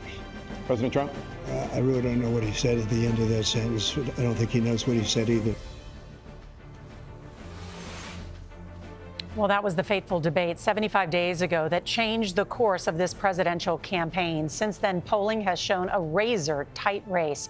For a closer look at the key battleground states and to show us potential paths to victory, our Elections and Surveys Executive Director, Anthony Salvanto, joins us. All right, Anthony, I love this part of the night when we learn all the different ways that each candidate could win. Indeed. Good to talk to you, Nora. This is the fun part. I'm going to show you just how close this is and what it means when we look at the fact that, remember, the presidential election is decided in the states, and we think it will come down to just 7 of those states. The closest ones, they're the battlegrounds. Now, across the Sun Belt, there are a few. We're going to see Nevada and Arizona, and then Georgia and North Carolina, all fast-growing, diverse states. And then in the upper Midwest, we've got Michigan, Wisconsin, and where the debate's being held in Pennsylvania. Now, you want to see just how tight these are? I'll show you some of our latest polls. In Pennsylvania, dead even. It's 50-50.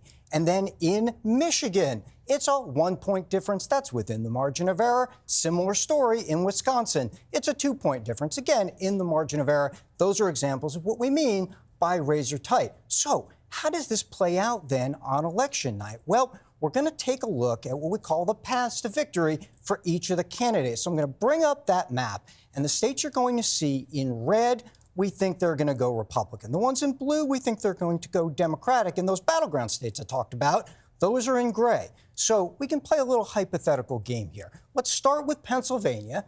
And let's say, OK, Democrats won it last time. Let's suppose Harris can hold it this time. I'm going to put that in her column right there and light it up in blue. Now, if that happens, and that's an if she were to then also hold the states that Biden held in the upper Midwest, I'm going to put Michigan in her column, and then I'm going to put Wisconsin in there, and that, all else equal, would get Harris to the 270 that she would need. Okay, there's another path for her, and that could be through those Sun Belt states. She could, if she flips North Carolina after the Democrats lost it last time, if she keeps Georgia in the Democratic column, which Joe Biden narrowly won, and then goes out west and holds on to Arizona and also holds on to Nevada, that also gets her over 275. Now for Trump, and this shows you also just how pivotal Pennsylvania can be, here's a hypothetical for him. He wins Pennsylvania, let's suppose, like he did in 2016, and then he could hold North Carolina like he did last time. And if he were to flip Georgia back into his column, that gets Trump to 270. So those are just some of the scenarios that could play out. But the big story is, in a race this close, every vote, every state starts to matter, Nora. Anthony Salvanto, thank you so much. And of course, those battleground states, those 7 states could not play a more important role. So let's turn now to Major Garrett. He's got to look at where the campaigns have focused their time. Hi there, Major. Hi, Nora.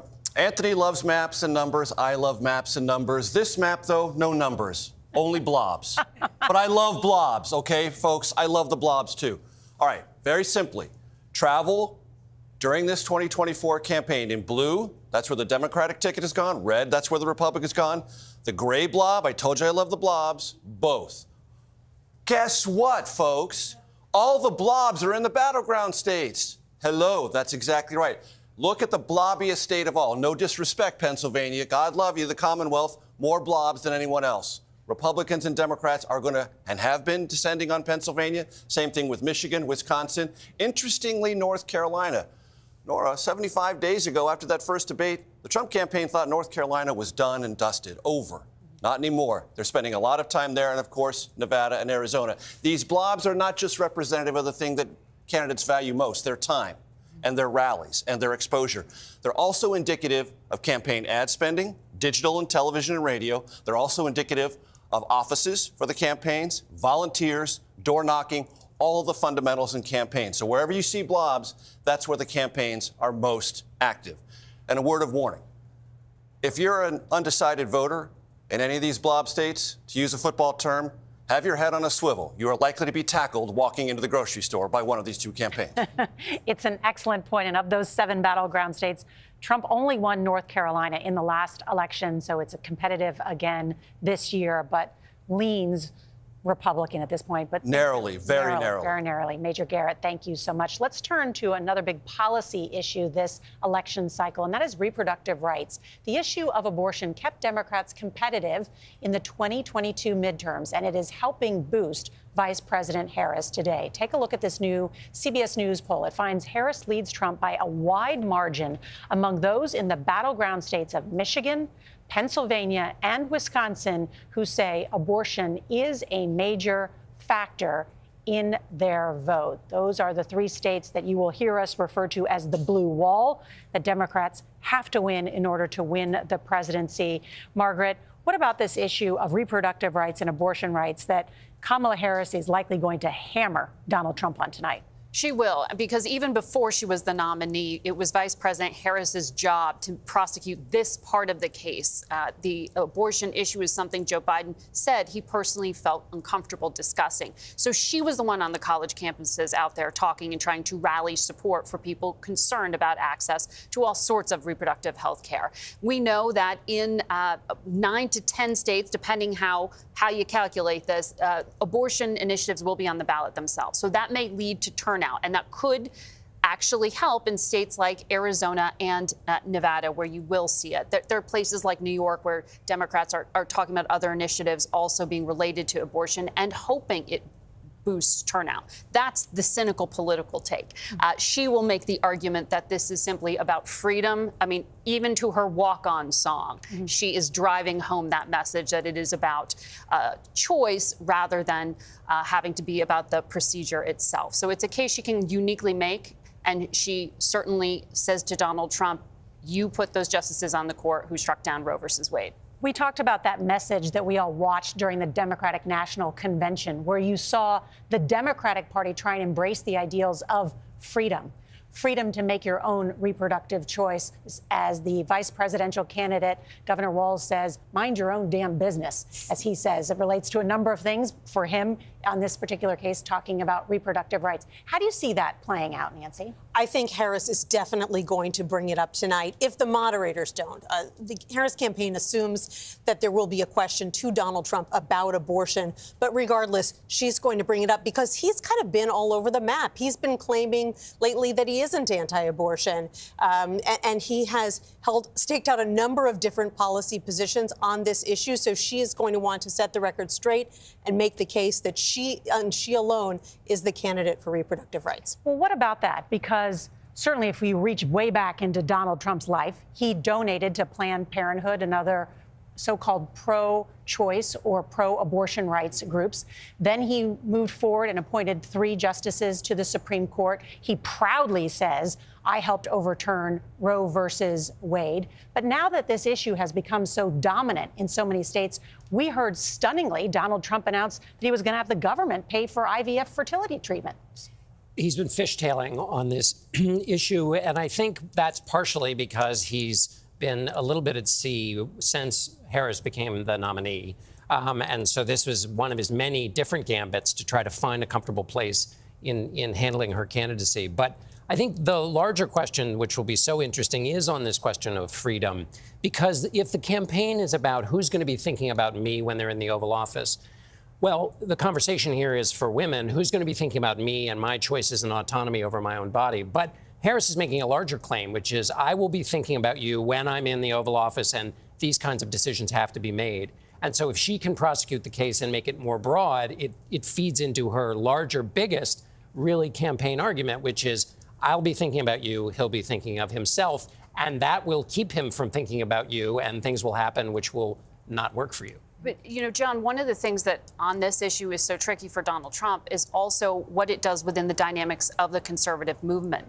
Mike Pence, his former vice president, came out against him and his candidacy specifically on the issue of abortion and saying he wasn't pro-life enough. That and fiscal conservatism, he said, were where he drew the line, not January 6th, which was an interesting position to stake out. But it underscores that there is a part of the conservative movement, particularly evangelical Christians, who aren't comfortable with the fishtailing you talked about, nor the fact that in the Republican National Committee agenda that was set this year, abortion was largely removed. There was, I think, one reference to it, Nora.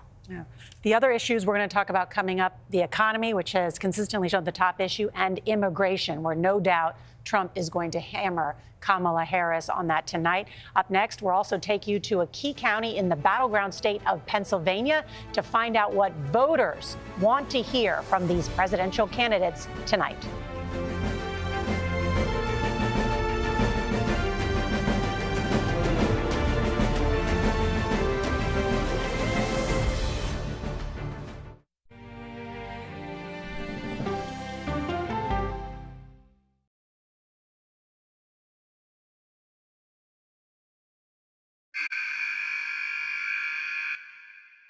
I had progressively fallen deeper into the world of online sports betting. The risk is the rush. What do you think is driving the spike in popularity? I think it's legality. If it's legal, I'm going to use it. There are ways to bet when you are 18. We've created an epidemic of child gambling. You can't walk into a male dormitory in a college campus without sports betting happening. It's America's most neglected problem. I used sports betting as a way to escape, when in reality, I'm choosing self-destruction. Whatever I had left, it was gone. The purpose of the industry is to get you to play to extinction. And that means until all your money is gone.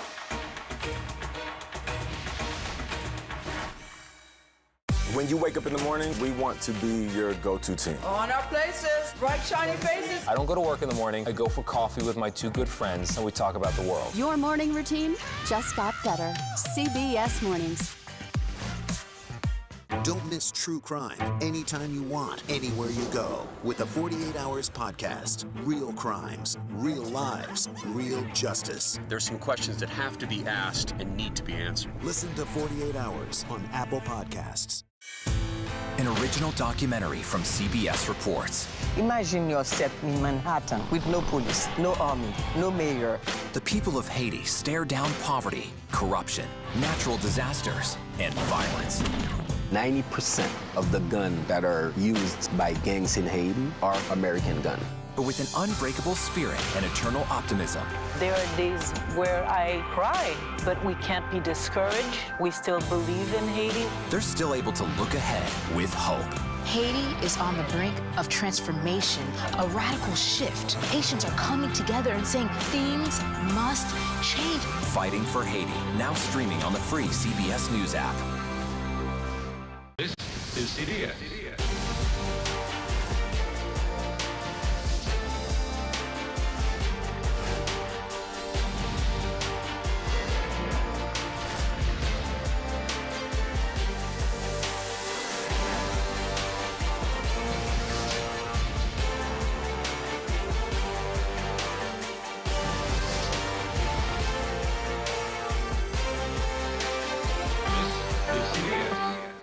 Come on, Julia. Oh, no. I will if you will. You go, gal. That's right. Let me see if you can find me.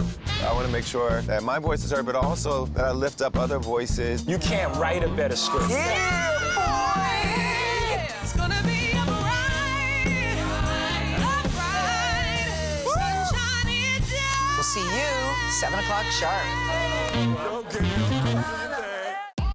Coming up, our series. Wait a minute. Tom, is that you working the camera? Keep leaning out of your close-up. How do you say Tony and Nate? You mean not say? I swear they should have a camera during the commercial. It was such a good time here. Your morning routine just got better. CBS Mornings. Are you confident that there will be a peaceful transfer of power? President Biden's first interview since his historic announcement on CBS Sunday Morning.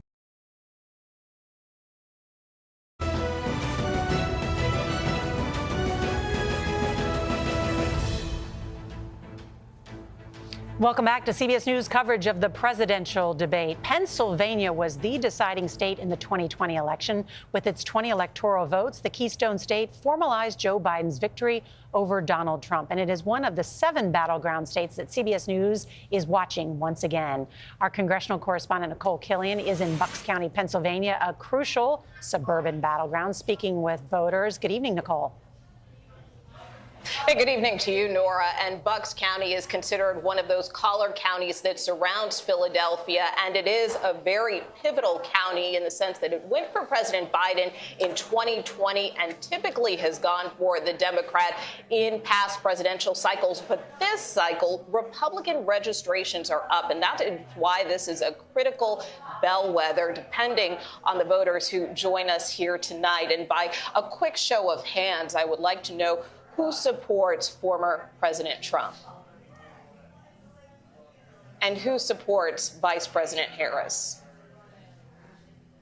And you did not raise your hand. No. You're undecided. I'm still undecided. Tell us why, and are you looking to this debate tonight to help make up your mind? I definitely hope for this debate to actually help me choose tonight because it's a lot of lack of trust on both sides, and I want to see what both sides still have to offer without having to lose too much at the same time. I don't necessarily like leaning one way or the other, so I want to see what they have to say, and that'll definitely lead my decision. And for those of you who have decided, what do you want to see? I want our jobs to remain in America, and I would like to see the border situation get under control. And you're someone who supports former President Trump, so do you. What do you want to hear tonight? I want to hear how President Trump will go after Kamala in terms of policy and not go after personal attacks. I want him to just focus solely on policy. And I want to make sure for Kamala Harris, if she wants to get any support from independent voters, she needs to make sure she knows she can be trusted without a teleprompter or notes or her vice president. So I'm looking forward to see what the debate shows us. And for those of you who support Vice President Harris, tell me what you're looking for tonight. Well, I want to hear Kamala Harris lay out any policies that people may still be questioning what her stand is. But mostly I want to see if it's possible to have a really good debate where people tell the truth, both sides tell the truth, and actually address the issues. And you're a first-time voter, so what are you looking for? I definitely agree. I want both of the candidates to debate in a respectful manner and really just debate their policies and not, like he said, personal attacks. And I just hope that it's a respectful debate that doesn't turn into, just interrupting and, just stuff that doesn't actually involve the debate, Well, of course, Nora, we are going to be here all night watching this debate with our panel of voters. We'll be getting their reaction in real time and bring that to you later this evening. Well, Nicole, thank you for bringing those group of voters together. Already we've heard some interesting things and can't wait to check in with you after the debate. All right, and joining us now are two of the best political reporters in Pennsylvania, John Delano, political editor at CBS Pittsburgh station, and Natasha Brown, our political anchor at our CBS Philadelphia station. Natasha, let's start with you. You just heard from some of the voters right there in Bucks County. Talk about how important these Philadelphia suburbs are.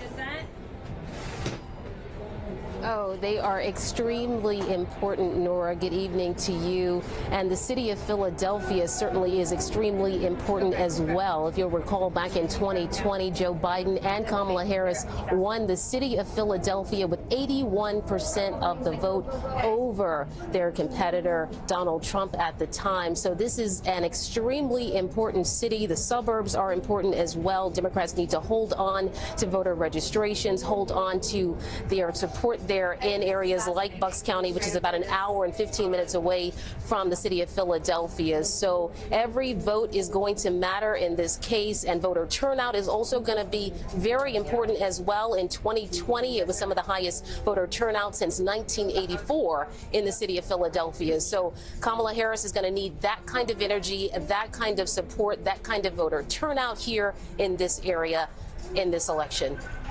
Natasha, you've heard us talk about Pennsylvania as such a huge electoral prize, a must-win states for these candidates. What are the issues you hear are important?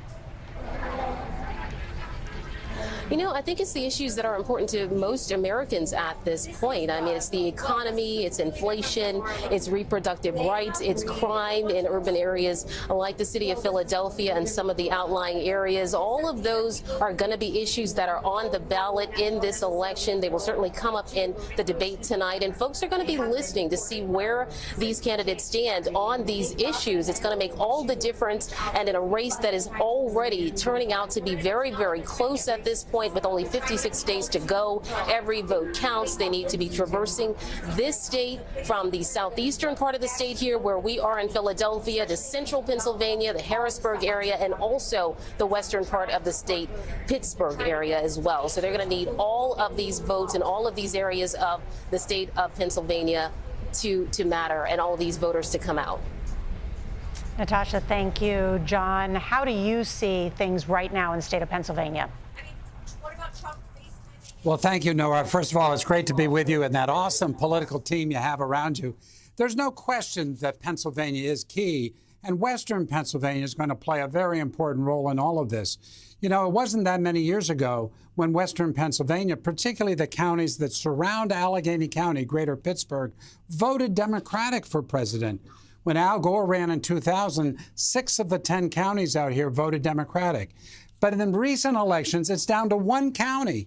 One county, Allegheny, which is the Pittsburgh County, is the only county voting Democratic. So for Kamala Harris and for Donald Trump, the votes out here are absolutely essential. And winning those votes requires them to spend time here.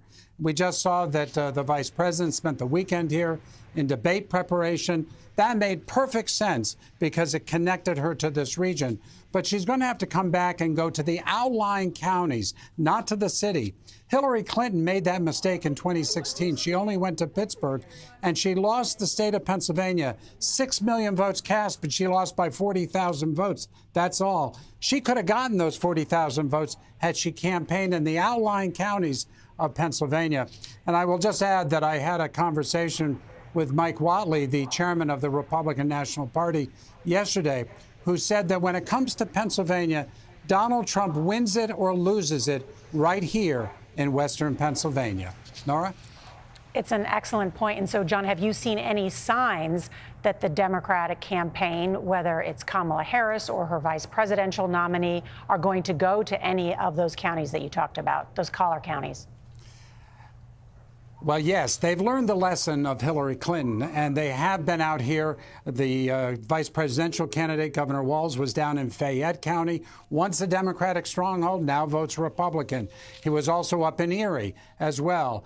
Kamala Harris was out here just before the convention with a little bus tour in which she went to Beaver County and really locating herself in areas that are traditionally Republican nowadays. But it's the margins. You got to win a few of those votes in order to win Pennsylvania. Philadelphia is important, but let's not forget this Midwestern part of Pennsylvania. Nora? John Delano, thank you so much for your expert political advice and analysis. Thank you. Coming up, let's talk about the economy, how the candidates compare when it comes to your hard-earned money.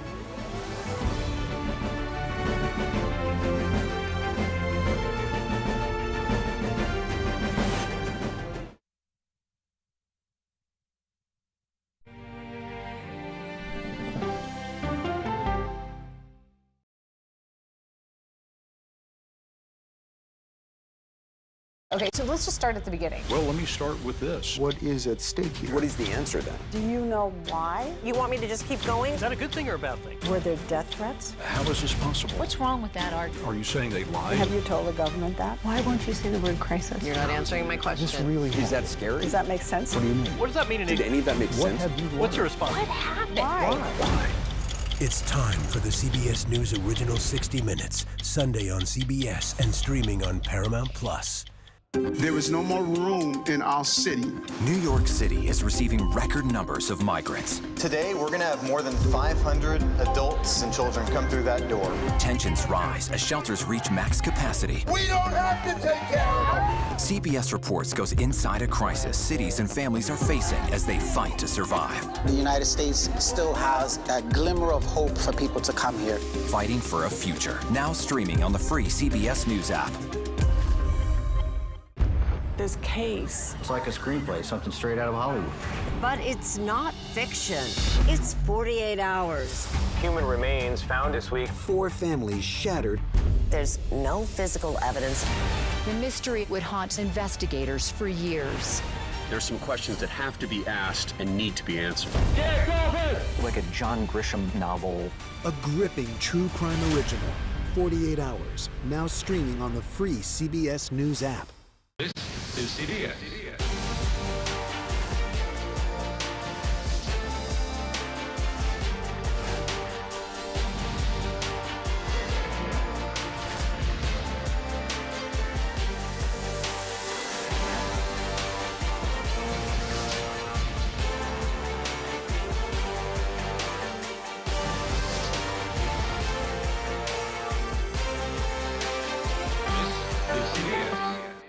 Come on, Julia. Oh, no. I will if you will. You go, gal. That's right. Let me see if you can find me. I want to make sure that my voice is heard, but also that I lift up other voices. You can't write a better script. Yeah, boy! It's gonna be a bright, sunshiny day. We'll see you 7 o'clock sharp. Coming up, our series. Wait a minute. Tom, is that you working the camera? Keep leaning out of your close-up. How do you say Tony and Nate? You mean not saying? I swear they should have a camera during the commercial. Such a good time here. Your morning routine just got better. CBS Mornings. Are you confident that there will be a peaceful transfer of power? President Biden's first interview since his historic announcement on CBS Sunday Morning. Come on, Julia. Oh, no. I will if you will. You go, gal. That's right. Let me see if you can find me. I want to make sure that my voice is heard, but also that I lift up other voices. You can't write a better script. Yeah, boy! It's gonna be a bright, sunshiny day. We'll see you 7 o'clock sharp.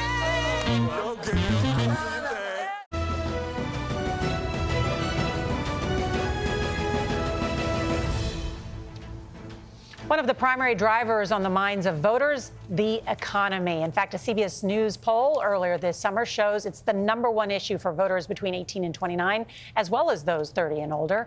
Senior business and tech correspondent Jolene Kent joins us now with the breakdown of how these two tickets compare when it comes to the pocketbook issues. Jolene, so good to have you here. Let's first talk about grocery prices.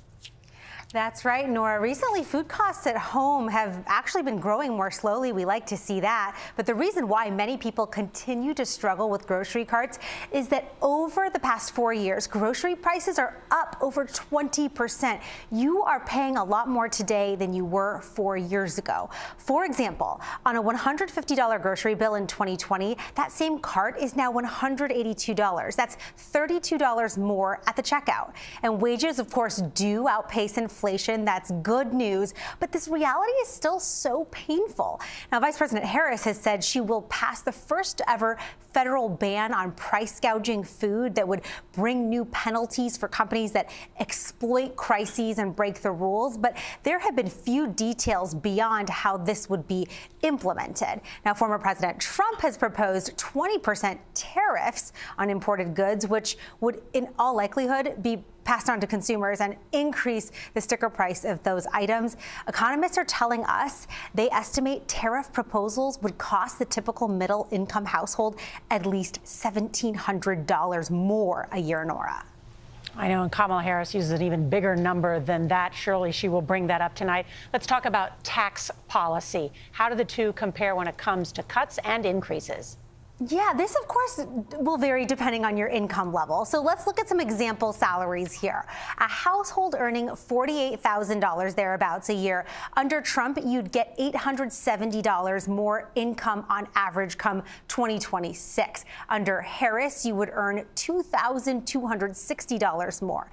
Now, if your household earns $138,000, about that a year, under former President Trump, you would get $3,970 more income on average come 2026. Under Harris, you'd get about $2,800 more per year. Now, per our own Money Watch team, economists say that under Trump, everyone's going to get a tax cut, but the biggest winners are going to be the higher income earners. Now, under Vice President Harris, the biggest benefits go to the lower income earners, and she would increase taxes on the highest brackets, Nora. All right, Jolene Kent, thank you so much. Want to bring back in our policy. And Ed O'Keefe, we have seen Vice President Kamala Harris begin to roll out some more policy proposals aimed at many of these voters she's trying to court. Yeah, I mean, it was things like last week suggesting that she would try to modify tax breaks for new small businesses up to $50,000 from $5,000. All this requires Congress and requires a lot of conversation about taxes more broadly. There's the debate about whether you would tax tips or Social Security wages that both of them have waded into. Harris says she's for ending taxes on tips so long as the sub-minimum wage is also brought up across the country, because in several states it's still at like 1990s levels. And so they understand in her campaign, at least, they've got to be talking about dollars and cents. It's those undecided voters, like the guy sitting there with Nicole Killian tonight, probably thinking about, how much are groceries costing? How much could my new house cost? How much will the car payments be going forward? All of that on the minds of voters, and they understand. Look at our poll, look at everyone else's. He still has the advantage when it comes to who would better handle the economy. Well, particularly with non-college educated white voters who are working class. And that's interesting because he has the advantage in our polling, the working class and the wealthy. Kamala Harris, the vice president, currently is pretty competitive when it comes to perceptions among the middle class that she would actually deliver for them. And it's interesting, there was a lot made just in the past week. I mentioned earlier the slightest of policy differences from Joe Biden. It was, raising the corporate tax rate by slightly less and raising the capital gains tax by slightly less than a proposal by Joe Biden. It was seen as an outreach to the business community, to be perceived as less anti-business than he is. And her top donors, for that matter. And her top donors. Let's check in quickly with Robert Costa. He is there at the debate site. Good evening, Robert. Good evening, Nora. We've heard a lot about Bucks County, Pennsylvania in our CBS report tonight. I'm fine with that. I grew up in Bucks County, but talking to both campaigns, it's not just about suburban Philadelphia. The target audience tonight, that labor family in the industrial Midwest, in the South as well, in places like Georgia. Who's going to speak to them on immigration, on the economy, and say that not only are they the candidate of change, but the candidate of the working person in this country? And Trump believes, I'm told behind the scenes, that he can be the anti-establishment candidate like he was in 2016. So look for some of that spirit tonight from him. It's an excellent point, Robert Costa. Let's check in now with Weijia Jiang, who is also there, covers the Harris campaign. How does Harris make that case?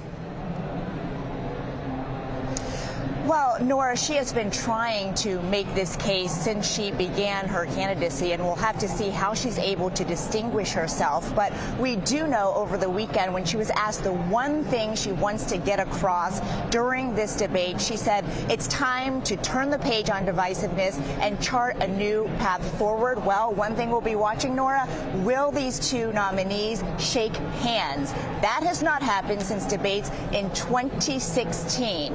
And so we'll see whether she'll be extending that hand first.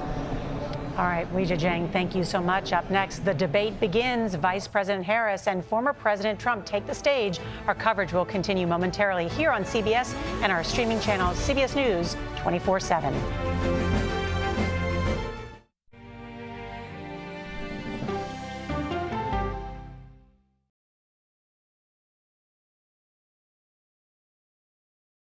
Okay, so let's just start at the beginning. Well, let me start with this. What is at stake here? What is the answer then? Do you know why? You want me to just keep going? Is that a good thing or a bad thing? Were there death threats? How is this possible? What's wrong with that argument? Are you saying they lied? Have you told the government that? Why won't you say the word crisis?